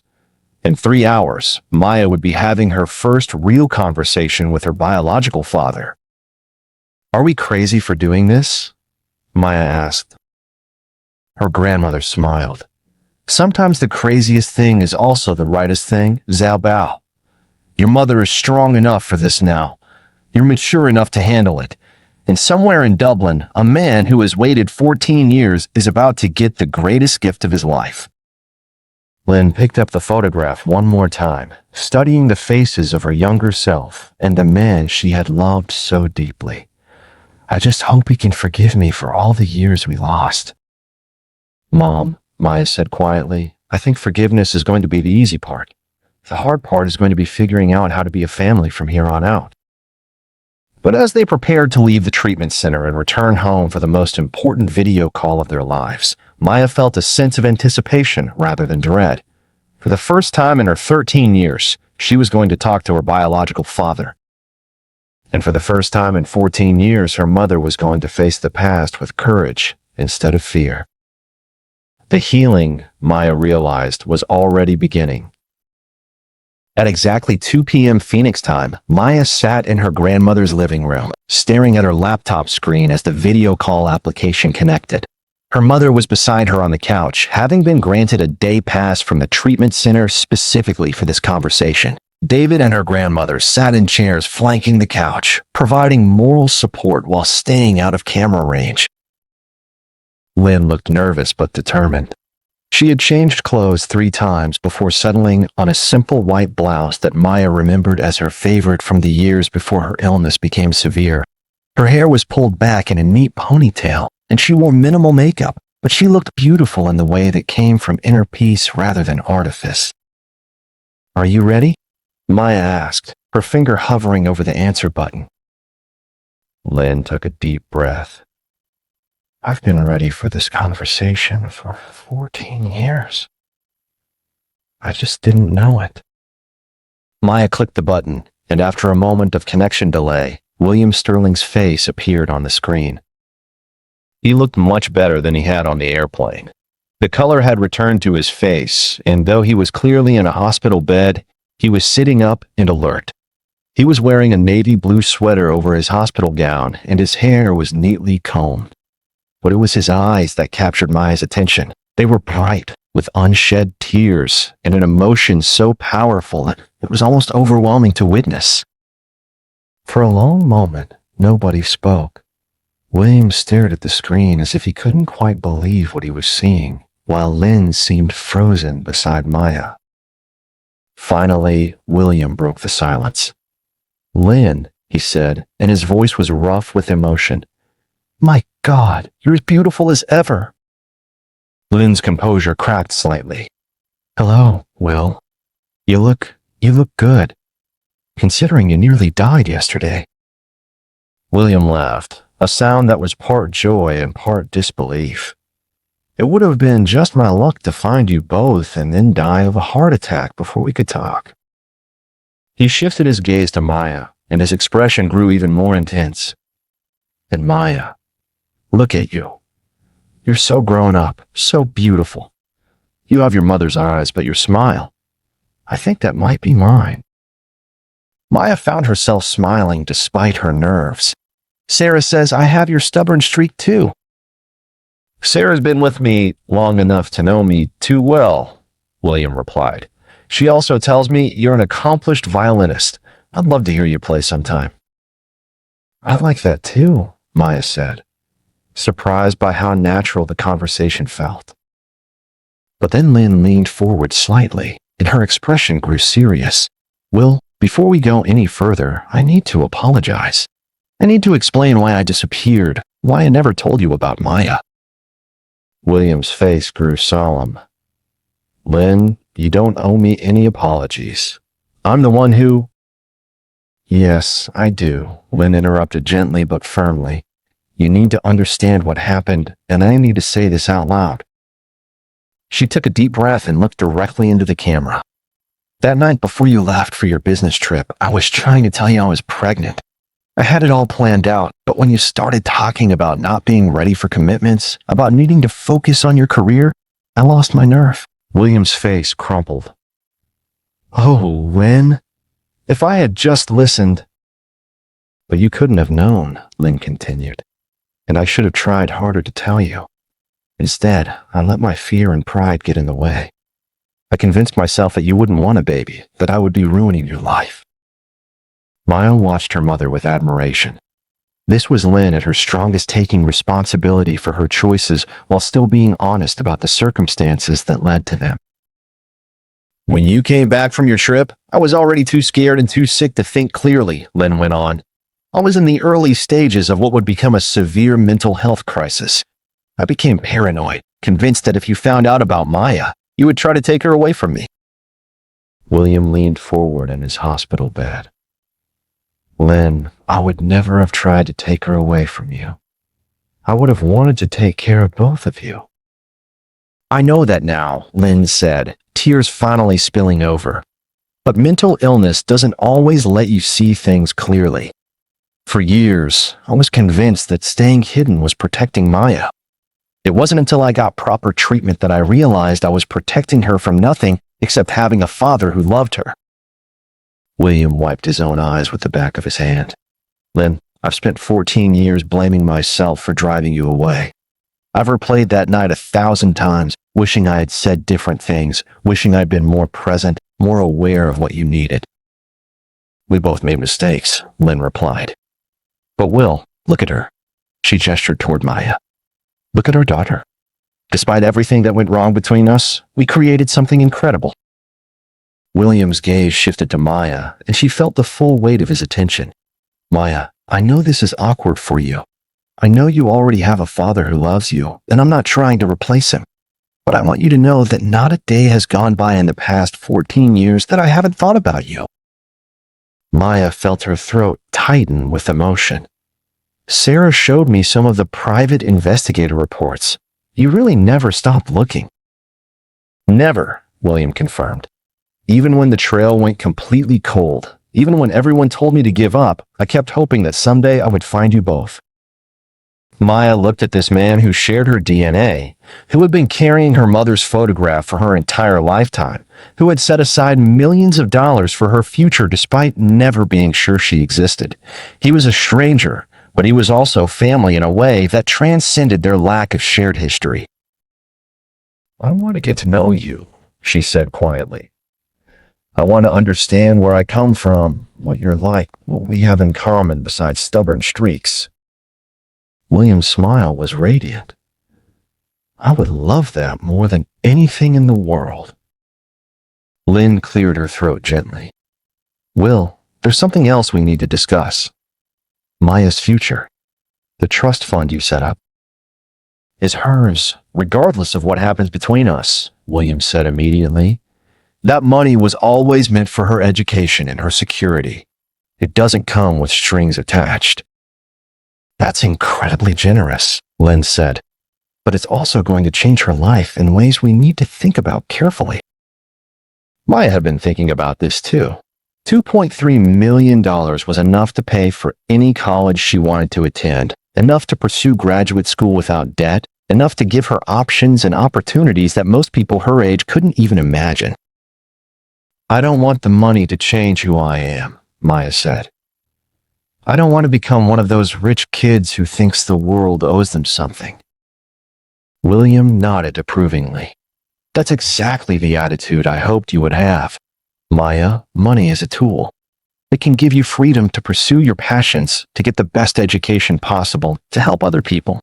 But it can't give you character or integrity or the ability to form meaningful relationships. Those things you already have. How do you know? Maya asked. You barely know me. Because of what you did on that airplane, William replied. You saw someone in trouble and you helped, even though he was a complete stranger. You stayed calm in a crisis and used the skills your grandmother taught you to potentially save a life. It tells me everything I need to know about the kind of person you are. From off camera, Maya heard her grandmother make a small sound of approval. What happens now? Lynn asked. I mean, practically speaking. You're in Dublin recovering from a heart attack. We're in Phoenix. Maya's in school. I've been thinking about that, William said. Sarah has already rearranged my schedule for the next several weeks. When I'm cleared to travel, I'd like to come to Phoenix, if that would be all right with all of you. I'd like to meet Maya's family properly, see where she grew up, maybe attend one of her violin recitals. Maya felt a flutter of excitement mixed with nervousness. You'd really want to come to Phoenix? It's not exactly exciting compared to Dublin or San Francisco. Maya, William said seriously, it's where you live. That makes it the most important place in the world to me right now. Lynn smiled for the first time since the call began. Will, you're welcome to visit. But I want you to understand that this is going to be a gradual process. Maya needs time to adjust to having you in her life, and I need time to. She paused, searching for words. To heal, William finished gently. Lynn, I understand that you've been dealing with mental health challenges. Sarah explained a little bit about your situation. I want you to know that I don't expect anything from you except the opportunity to co-parent Maya, if you're comfortable with that. Co-parent, Lynn repeated thoughtfully. I like that term. It suggests cooperation rather than competition. Maya looked between her mother and her biological father, seeing them really look at each other for the first time in the conversation. There was history there, pain and love and loss, but there was also possibility. There's one more thing, Maya said. I want David to be part of this conversation when you come to Phoenix. He's been my father for 11 years, and he needs to be involved in any decisions about my future. William nodded immediately. Of course. Maya, I meant what I said. I'm not trying to replace anyone. Hoping to add to your family, not subtract from it. David's a good man, Lynn added. He's been taking care of both of us when I haven't been able to take care of myself. You'll like him. I'm sure I will, William replied. Any man who would choose to raise another man's child and love her as his own is someone I already respect. They talked for another hour, covering everything from Maya's school performance to William's business empire to Lynn's treatment progress. By the end of the call, Maya felt like she had a clearer picture of who William Sterling was. Brilliant and successful, yes, but also kind and patient and genuinely interested in being part of her life without disrupting the family structures that had sustained her. As they prepared to end the call, William grew serious one more time. Maya, Lynn, I want you both to know that this conversation, this opportunity to see you and talk to you, it's already more than I dared to hope for. Whatever happens going forward, thank you for giving me this. Thank you for never giving up, Lynn replied. And Will, I'm sorry it took so long. We found each other eventually, William said. That's what matters. After they disconnected the call, the family sat in the living room for several minutes, processing what had just happened. Well, David said finally, he seems like a decent man. Maya looked at the father who had raised her, seeing no jealousy or insecurity in his expression, only genuine care for her well-being. Dad, are you okay with all of this? David smiled. Maya, for your entire life, you've had grandparents who love you, a mother who loves you despite her struggles, and a father who chose to love you.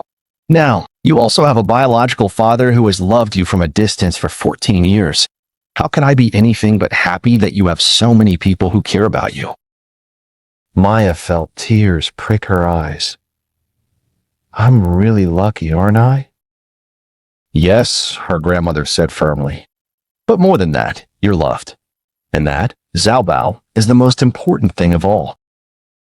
2 weeks later, William Sterling stepped off a plane at Phoenix Sky Harbor Airport, carrying a single suitcase and the same worn photograph he had shown Maya on their flight to Paris. But this time, he wasn't searching anymore. This time, he was coming home to a family he had never dared to believe he would find. William Sterling stood in the baggage claim area of Phoenix Sky Harbor Airport, adjusting his tie for the third time in as many minutes. Despite having negotiated billion-dollar business deals and given presentations to boards of directors around the world, he couldn't remember ever being this nervous. Maya spotted him first. Even in a crowded terminal, he was easy to identify, tall, distinguished, wearing a crisp white shirt and navy blazer despite the desert heat. He was scanning the crowd with the same intensity she remembered from their brief meeting on the airplane, but now she could see the anxiety beneath his composed exterior. There he is, she said quietly to her family. David Chen studied the man who was Maya's biological father, taking in the expensive clothes, the confident posture, the unmistakable air of success. But what struck him most was the vulnerability in William's expression as his eyes searched for them in the crowd. He looks nervous, David observed. Good, Lynn said with a small smile. So am I. At least we're even. They approached William as a group, Maya, Lynn, David, and Lily Chen. The introductions were somewhat awkward at first, the kind of stilted politeness that accompanies meetings between people who shared deep connections but no actual history together. But William Sterling had not built a business empire by being socially inept. Within minutes, he had David talking about his freelance graphic design work and was asking Lily thoughtful questions about her nursing career. Maya watched him adapt his communication style to each family member, showing genuine interest in their lives while carefully avoiding any suggestion that he was trying to take over or insert himself inappropriately into their family dynamics. Maya tells me you've been teaching her CPR and basic first aid, he said to Lily as they walked toward the parking garage. I can't thank you enough for that. It literally saved my life. Lily Chen studied this man who had fathered her granddaughter, looking for signs of insincerity or manipulation. What she saw instead was genuine gratitude and something that looked like respect. Maya has always been a good student, she replied. She pays attention and remembers what she learns. That's a valuable trait, William said. In business, I've learned that the people who listen carefully are usually the ones who succeed. They had decided to start with lunch at a casual Mexican restaurant near the airport, somewhere public and relaxed where they could talk without the pressure of being in anyone's home territory. As they settled into a booth, Maya noticed that William had chosen the seat that allowed him to see both her and Lynn clearly, as if he was still afraid they might disappear if he looked away. "So," David said after they had ordered, "Maya tells us you run a consulting firm." "Sterling Holdings," William confirmed. "We work with companies that are trying to expand internationally or navigate complex regulatory environments. It's not the most exciting work, but it's been successful." "Successful enough to set aside $2 million for a daughter you'd never met," Lynn said quietly. William met her gaze directly. "Lynn, I want to be clear about something. I didn't set up that trust fund because I'm wealthy. I set it up because I'm Maya's father, and fathers are supposed to provide for their children. The fact that I have money just means I was able to provide more than most people could." Maya appreciated his directness.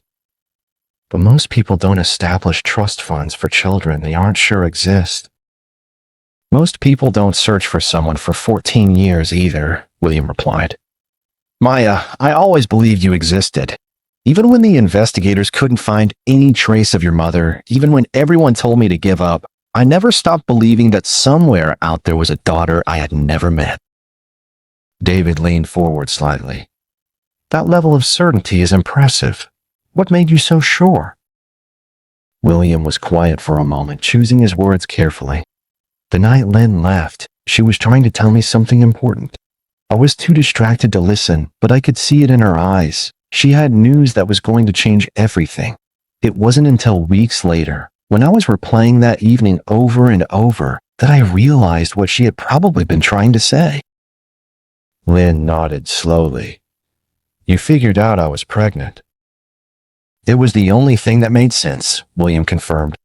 "The timing, your emotional state, the way you kept starting to say something and then stopping. By the time I put it together, you had vanished completely." Their food arrived, providing a brief respite from the intensity of the conversation. Maya watched her family interact with William, noting how David asked thoughtful questions about his business, how her grandmother observed him with the keen eye of someone who had spent decades reading people, how her mother seemed to be seeing him as if for the first time. "Can I ask you something?" Maya said during a lull in the conversation. William nodded. "Anything. Why didn't you ever get married? Have other children?" The question had been bothering Maya since her conversation with Sarah Mitchell. William Sterling was successful, attractive, and clearly capable of deep emotion. It seemed unlikely that he had spent 14 years completely alone. William set down his fork and considered the question seriously. "I dated, certainly. There were a few relationships that lasted several months. But Maya, I was always looking for your mother and other women. I was always comparing them to Lynn, always hoping that maybe this person could help me forget what I had lost." He glanced at Lynn, who was listening intently. "It wasn't fair to them, and it wasn't fair to me. Eventually, I realized that I needed to either find you both or make peace with losing you permanently. I chose to keep searching." "That must have been lonely," David said with genuine sympathy. "It was," William admitted. "But it was also a choice. I could have given up and tried to build a different life. Instead, I held on to hope. Maybe that was foolish, but it led me to this moment, so I can't regret it." Maya felt a complex mix of emotions, gratitude that he had never stopped looking for them, sadness for the years he had spent alone, and a growing sense of responsibility for his happiness going forward. "What happens now?" she asked. "I mean, practically. You live in San Francisco, we live in Phoenix. You have a business to run, I have school." "I've been thinking about that," William said. "First, I want to be clear that I'm not trying to disrupt your life or take you away from your family. You have a home here, a support system, a father who loves you." He nodded toward David. "I don't want to change any of that." "But Maya prompted. But I would like to be part of your life regularly, not just for special occasions or emergencies.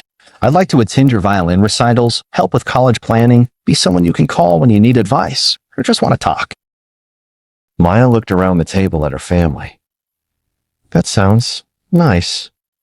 But how do we make that work logistically? Well, William said, Sterling Holdings has been expanding. We've been considering opening a Southwest regional office, and Phoenix has actually been on our list of potential locations. Lynn's eyebrows rose. You thinking about moving to Phoenix? I'm thinking about spending significant time here, William clarified. Maybe keeping a residence here and in San Francisco. My business is established enough that I don't need to be in the main office every day. Maya felt a flutter of excitement. The idea of having her biological father nearby, available for the kind of regular interaction that builds real relationships, was appealing. But she also felt the weight of responsibility. You can't uproot your entire life just for me, she said. William smiled. Maya, you are my life. You and your mother are the most important things in my world. Everything else, the business, the houses, the success, it's all just stuff. It only matters because it gives me the resources to take care of the people I love. But what if this doesn't work out? Maya asked, voicing her deepest fear. What if we get to know each other and we don't actually like each other? What if I disappoint you? William reached across the table and gently touched her hand. Maya, that's not possible. I've already seen who you are. You're brave, you're kind, you're intelligent, you care about other people. Even if we disagree sometimes, even if we have to work to understand each other, I could never be disappointed in you. Maya felt tears prick her eyes. How can you be so sure? Because, William said simply, you're part of me and part of your mother. You were raised by people who clearly love you and taught you good values. The specific details of your personality are just extras. The foundation is already there. David cleared his throat gently. William, I appreciate everything you're saying, but I need to ask, what are your expectations regarding Maya's time and attention? She's 13 years old. She needs structure, consistency, boundaries. If you're going to be part of her life, we need to coordinate our parenting approaches. Maya watched William's face carefully, curious how he would respond to what was essentially David claiming parental authority. But William nodded respectfully. You're absolutely right, he said. David, you've been Maya's father for 11 years. You understand her needs, her personality, her challenges in ways that I don't. I'm hoping you'll be willing to help me learn how to be a good parent to her. Co-parent, Lynn interjected. We're all going to be co-parenting Maya from now on. William smiled. Co-parent. I like that even better. Maya looked around the table at these three adults who were committed to taking care of her, each bringing different strengths and perspectives to the task. For the first time since boarding that airplane to Paris, she felt like the upheaval in her life might actually be leading somewhere good.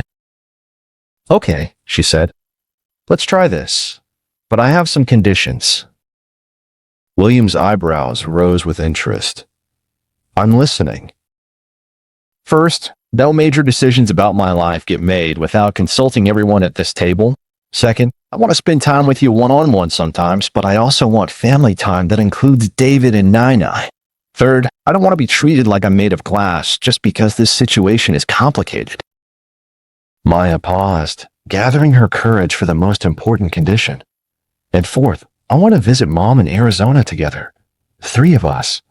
I want her to see that we can be a family even though it's not a traditional family. William's eyes filled with tears. Maya, I would be honored to visit your mother with you. Lynn, would that be all right with you? Lynn nodded, her own eyes bright with emotion. I think it's time for all of us to stop being afraid of the past and start building something new. As they finished lunch and prepared to show William around Phoenix, Maya felt a sense of anticipation rather than anxiety about the future. The conversation hadn't been easy, and she knew there would be challenges ahead as they all learned how to navigate their new family dynamic. But for the first time in her 13 years, Maya felt like she truly understood where she came from. And more importantly, she felt like she had a say in where she was going. The healing, she realized, was just beginning. 6 months after William Sterling's first visit to Phoenix, Maya's life had settled into a rhythm that would have seemed impossible to imagine a year earlier. William had indeed opened a Southwest regional office for Sterling Holdings, and he split his time between San Francisco and Phoenix, maintaining a furnished apartment just 15 minutes from Maya's school. The adjustment hadn't always been smooth. There had been awkward moments, scheduling conflicts, and the inevitable growing pains that come with blending families. But gradually, they had found their groove. Maya was sitting in her grandmother's kitchen on a Saturday morning, working on calculus homework. She had skipped ahead in math, while William helped Nai prepare dumplings for lunch. It was a scene that perfectly captured how their lives had evolved, utterly ordinary and yet miraculous in its very existence. "The filling needs more ginger," her grandmother was saying, guiding William's hands as he attempted to fold the dumpling skins properly. "Like this?" William asked, his expensive shirt sleeves rolled up, flour dusting his forearms. "Better," Maya Chen conceded, "but your pleading still looks like a child did it." Maya grinned at the familiar banter. Her grandmother had initially been skeptical of William's place in their family, but his genuine respect for her wisdom and his determination to learn about their cultural traditions had gradually won her over. Now she criticized his cooking with the same fond exasperation she showed toward David's attempts at Chinese cuisine.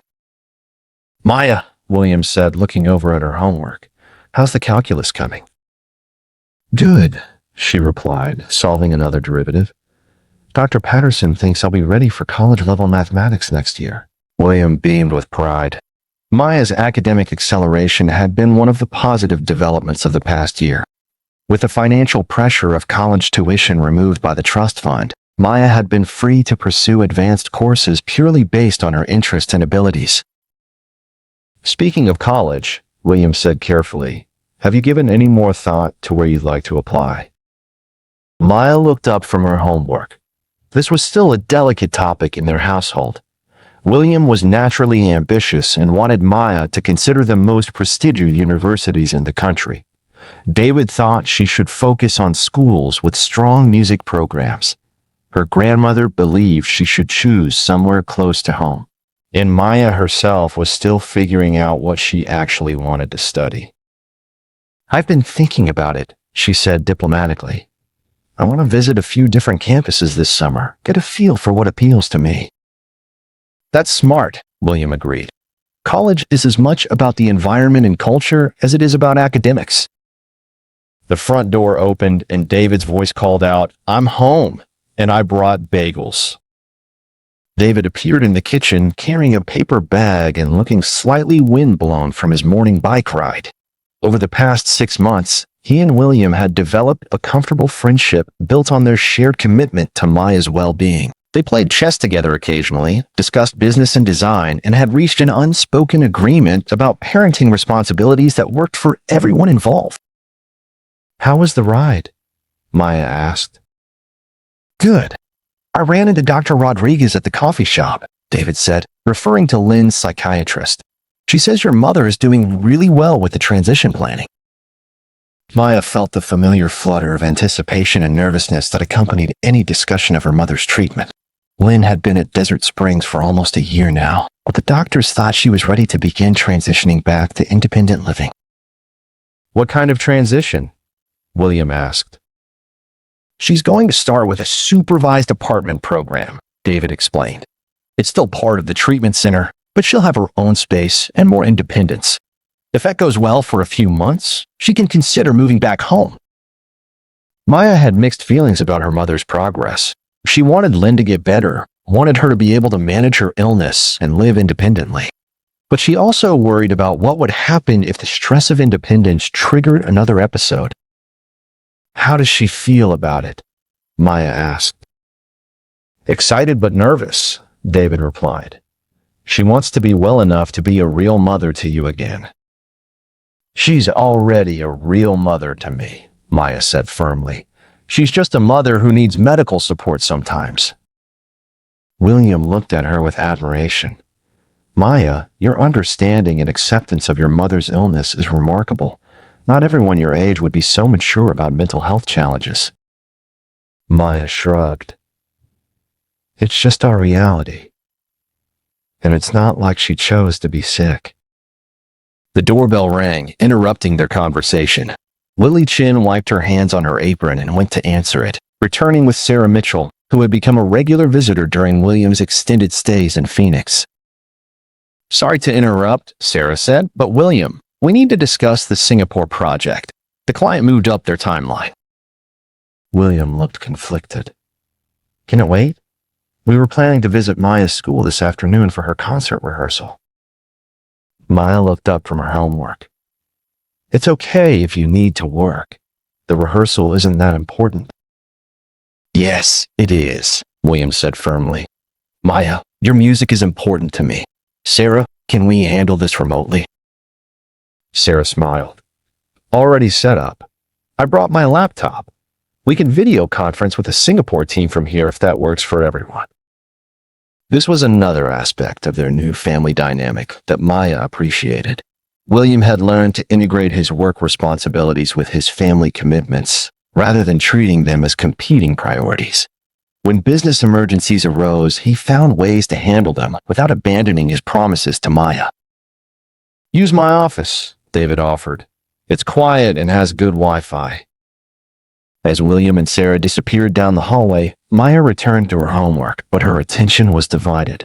In 2 hours, she would be performing a violin solo at her school's spring concert, and both of her fathers would be in the audience. Lynn would be watching via video call from the treatment center, and her grandmother would be filming everything for posterity.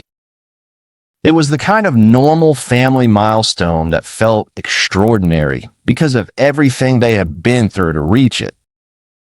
Maya, her grandmother said, returning to her dumpling preparation, are you nervous about the concert? A little, Maya admitted. I keep thinking about how different everything is from last year. Last year, it was just you and David in the audience.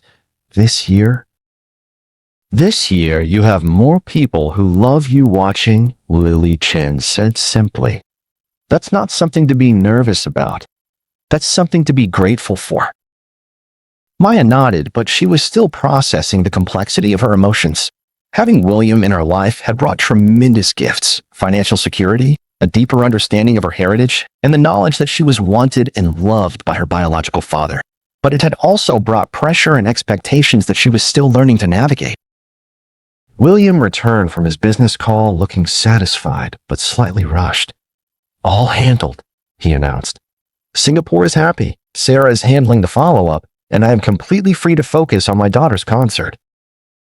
Good, Maya said, closing her calculus book.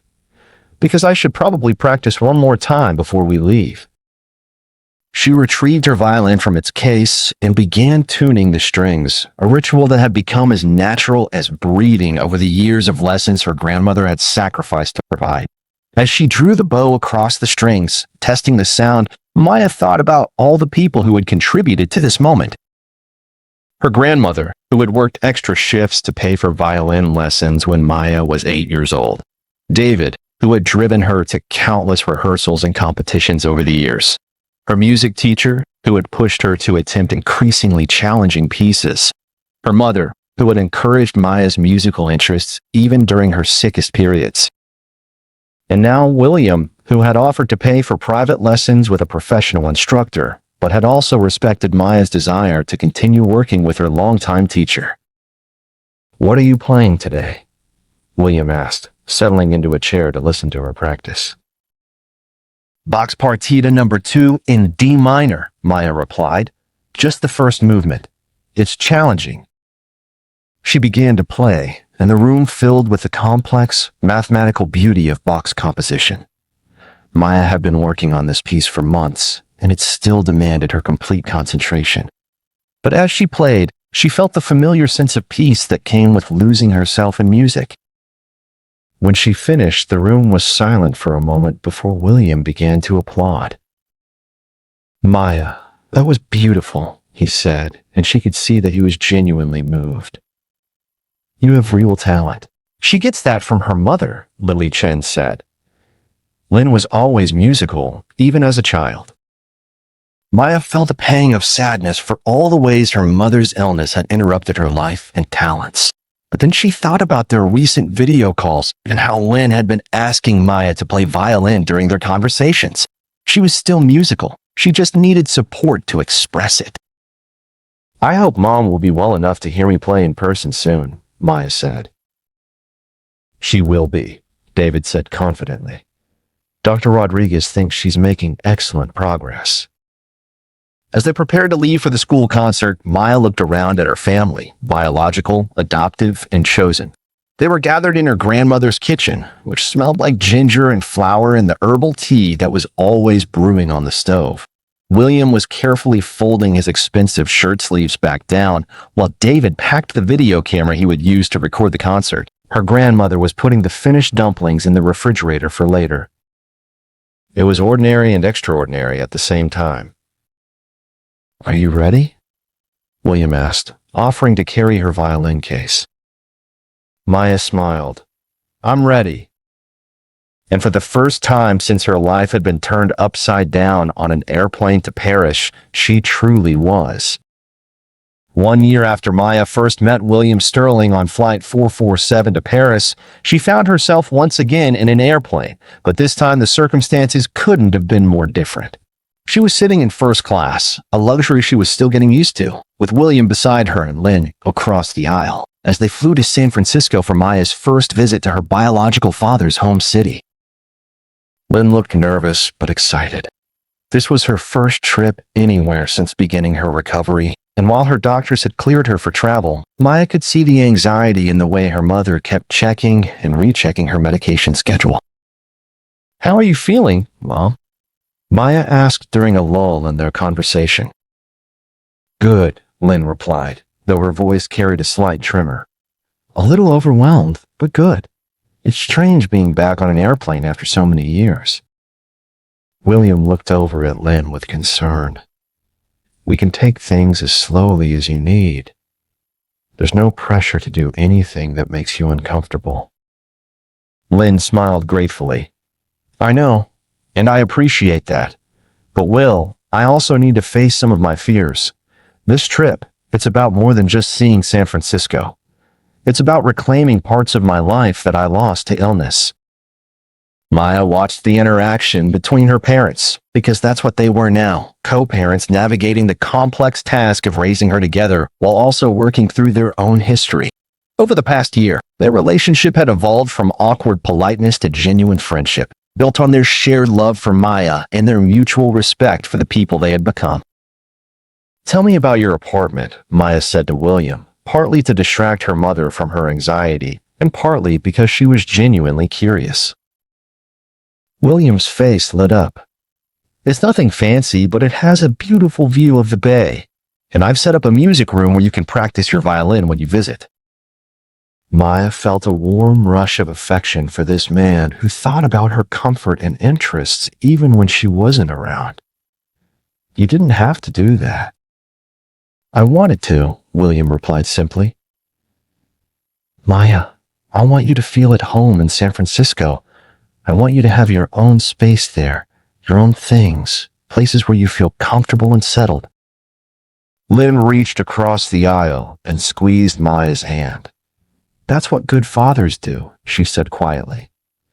They make sure their children feel loved and secure, no matter where they are. As the plane began its descent into San Francisco International Airport, Maya felt a complex mix of emotions.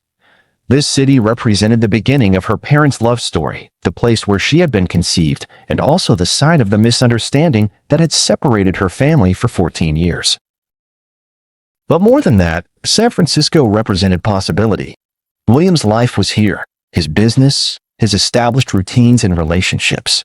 By bringing Maya and Lynn to visit, he was showing them his world and inviting them to be part of it. The city spread out below them as they approached the runway, the iconic hills, the Golden Gate Bridge in the distance, the bay sparkling in the afternoon sunlight. Maya had seen photographs, of course, but experiencing it in person was different. It's beautiful, she breathed. Wait until you see it from my apartment, William said with pride. On clear days, you can see all the way to the Marin headlands. They collected their luggage and made their way through the airport, William handling the logistics with the easy efficiency of someone who traveled frequently. But Maya noticed that he stayed close to Lynn, ready to offer support if she became overwhelmed by the crowds or the unfamiliar environment. "How are you doing, Mom?" Maya asked as they waited for their ride. "Better than I expected," Lynn admitted. "I was worried that being back here would trigger difficult memories, but mostly I just feel curious. I want to see how the city has changed." William's driver, a cheerful man named Roberto, who clearly knew him well, helped them load their luggage into a spacious sedan. As they drove through the city toward William's apartment, he provided commentary on the neighborhoods they passed, the restaurants he recommended, the changes that had occurred in recent years. Maya watched her mother's face carefully, looking for signs of distress or discomfort. But Lynn seemed genuinely engaged, asking questions about landmarks she remembered and pointing out places that looked different from her memories. "That used to be a bookstore," she said as they passed a building that now housed a trendy cafe. "I spent hours there, reading in the philosophy section." "You always did love books," William said with a smile. "I remember you had stacks of them all over your apartment." "Still do," Lynn replied. "One of the benefits of treatment has been having time to read again. When my mind is stable, I can focus on complex ideas without getting overwhelmed." Maya felt a surge of pride for her mother's honesty about her illness and her recovery. Lynn had worked hard to understand her condition and develop coping strategies, and she spoke about mental health with a directness that Maya found both brave and helpful. William's apartment building was located in the Marina District, a beautiful area near the bay with tree-lined streets and well-maintained buildings. As the elevator carried them to the 15th floor, Maya felt her anticipation building. "Here we are," William said, unlocking the door to his apartment. Maya stepped inside and immediately understood why he loved living here. The space was elegantly furnished but comfortable, with large windows that offered stunning views of the San Francisco Bay. The apartment felt like William himself, sophisticated but warm, successful but not ostentatious. "The music room is down the hall," William said, gesturing toward a corridor lined with framed photographs. "But first, let me show you the view." They walked out onto a small balcony, and Maya gasped. The bay stretched out before them, dotted with sailboats and ferries. Alcatraz Island was visible in the distance, and the Golden Gate Bridge appeared and disappeared behind wisps of fog. "This is incredible," Maya said, pulling out her phone to take pictures. "I never get tired of it," William admitted. "Sometimes I sit out here in the mornings with my coffee, and I think about how lucky I am to wake up to this every day." Lynn joined them on the balcony, and for a moment she and William stood side by side, looking out over the water. Maya wondered what they were thinking, whether they were remembering their time together in this city or imagining what their lives might have been like if things had gone differently. "Do you ever regret it?" Lynn asked quietly. "Leaving San Francisco to spend so much time in Phoenix?" William turned to look at her seriously. "Lynn, I spent 14 years in this apartment thinking about what I had lost. Now I get to spend time with my daughter, watch her grow up, be part of her daily life. I would give up this view and everything else I own for that opportunity." Maya felt tears prick her eyes. "You don't have to give up anything. We can make this work. Time in Phoenix, time here, family, no matter where we are." "That's what I'm hoping," William said, putting his arm around Maya's shoulders. "I want you to love San Francisco, but I also want you to know that home isn't about a place. Home is about the people who love you." They spent the afternoon exploring the apartment and the neighborhood. William showed Maya the music room he had prepared for her, complete with a professional quality music stand, excellent acoustics, and a beautiful view for inspiration. He showed her the guest bedroom that would be hers whenever she visited, decorated in soft blues and greens, with a comfortable reading chair by the window. But what touched Maya most was the photo gallery in the hallway. Dozens of pictures that chronicled her life from infancy to the present. Some were photos that William had obtained from social media or school websites during his years of searching. Others were more recent, taken during his visits to Phoenix. "You've been documenting my life even when you weren't part of it," Maya said, studying a photo of herself at age 7, playing violin at a school recital. "I needed to feel connected to you somehow," William explained. "These pictures helped me imagine what you were like, what kind of person you were becoming." Lynn stood beside them, looking at the photographs with wonder. "Will, you found pictures of her that I don't even have. How did you manage that?" "Dedicated private investigators and a lot of patience," William replied. "Though I have to admit, there were times when looking at these photos made me feel worse rather than better, seeing everything I was missing." "But you never gave up," Maya said. "Never. Even when it seemed hopeless. Even when everyone told me I was obsessing over something I couldn't change, I never stopped believing that someday we would be together." That evening, they had dinner at a restaurant in North Beach that had been one of Lynn and William's favorite places during their original relationship. Maya watched her parents navigate the bittersweet experience of returning to a location filled with both happy memories and painful associations. "This place hasn't changed at all," Lynn marveled, looking around at the checkered tablecloths and wine bottle candle holders. "I came here sometimes during the years when I was searching for you," William admitted.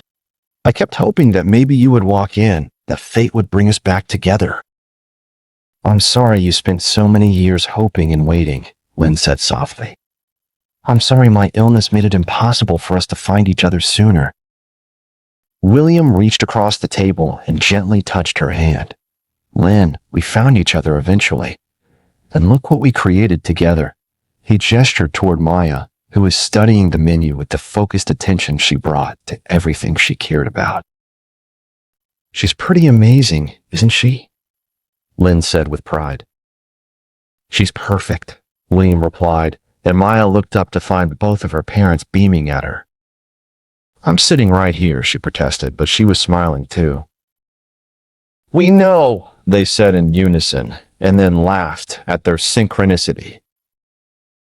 As they walked back to William's apartment after dinner, Maya reflected on how surreal and wonderful the day had been. A year ago, she had been a girl with questions about her identity and her family. Now she was walking through San Francisco with both of her biological parents, talking and laughing as if this had always been their reality. "Tomorrow," William said as they waited for the elevator, "I'd like to show you Sterling Holdings, if you're interested. And Sarah is excited to see you again." "I love that," Maya replied. "I want to understand what you do, how you built your business." "It's not as glamorous as it sounds," William warned. "Lots of meetings and spreadsheets and conference calls with people in different time zones." "But you love it," Maya observed. William considered this. "I love the problem-solving aspect of it.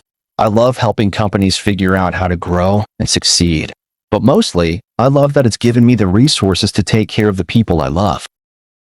Back in the apartment, as they prepared for bed, Maya stood once more on the balcony, looking out over the lights of the city. San Francisco felt different from Phoenix, more vertical, more urban, charged with different energy. But it didn't feel foreign. It felt like another piece of her identity clicking into place. "Maya?" Lynn appeared beside her. "How are you processing all of this?" Maya thought about the question seriously. "It's a lot," she admitted. "Good, but a lot. Sometimes I feel like I'm living someone else's life, the private jets, the trust fund, the apartment with the incredible view. But then William makes dumplings with Nai or gets nervous about my violin recitals, and he just feels like family." "He is family," Lynn said gently. "Biology doesn't make someone family, but love does. And Will loves you so much, Maya. More than I think either of us fully understood until this year." Maya nodded, feeling the truth of that statement. "Mom, are you okay with all of this? With him being part of our lives this way?" Lynn was quiet for a moment, considering her answer. I'm grateful, she said finally. I'm grateful that you get to have a relationship with your biological father, that you get to understand that part of yourself. I'm grateful that he's a good man who wants what's best for you, and I'm grateful that my illness didn't cost you the chance to know him. It's not your fault that you got sick, Maya said firmly. Mental illness isn't a choice or a character flaw, and it's just something that happened. Lynn smiled and kissed the top of Maya's head. You are wise beyond your years, my daughter, and you are loved beyond measure. As Maya finally went to bed in her new room in San Francisco, she thought about the journey that had brought her family to this point.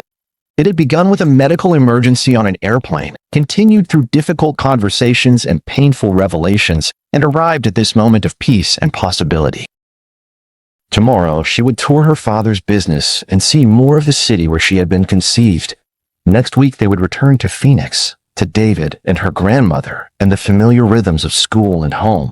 As William's car pulled into the driveway of the house where Maya had grown up, she could see the warm light streaming from the kitchen windows, could smell David's cooking through the car's air vents, could hear her grandmother calling out a greeting from the front porch. Maya Sterling Chen was home. All of her homes, with all of her family, in all the complicated and beautiful ways that mattered. And that, she thought as she walked through the front door into the embrace of everyone who loved her, was the most extraordinary thing of all. Asterisk. Thank you for joining Maya Sterling Chen on her journey of discovery, healing, and the realization that love multiplies rather than divides. This story reminds us that families come in all forms, that mental health challenges don't define us, and that sometimes the most unexpected encounters can transform our lives in the most beautiful ways. If you or someone you know is struggling with mental health issues, please remember that help is available and recovery is possible. Love, understanding, and professional support can make all the difference. Thank you for watching, and remember, we're all just trying to find our way home to the people who love us.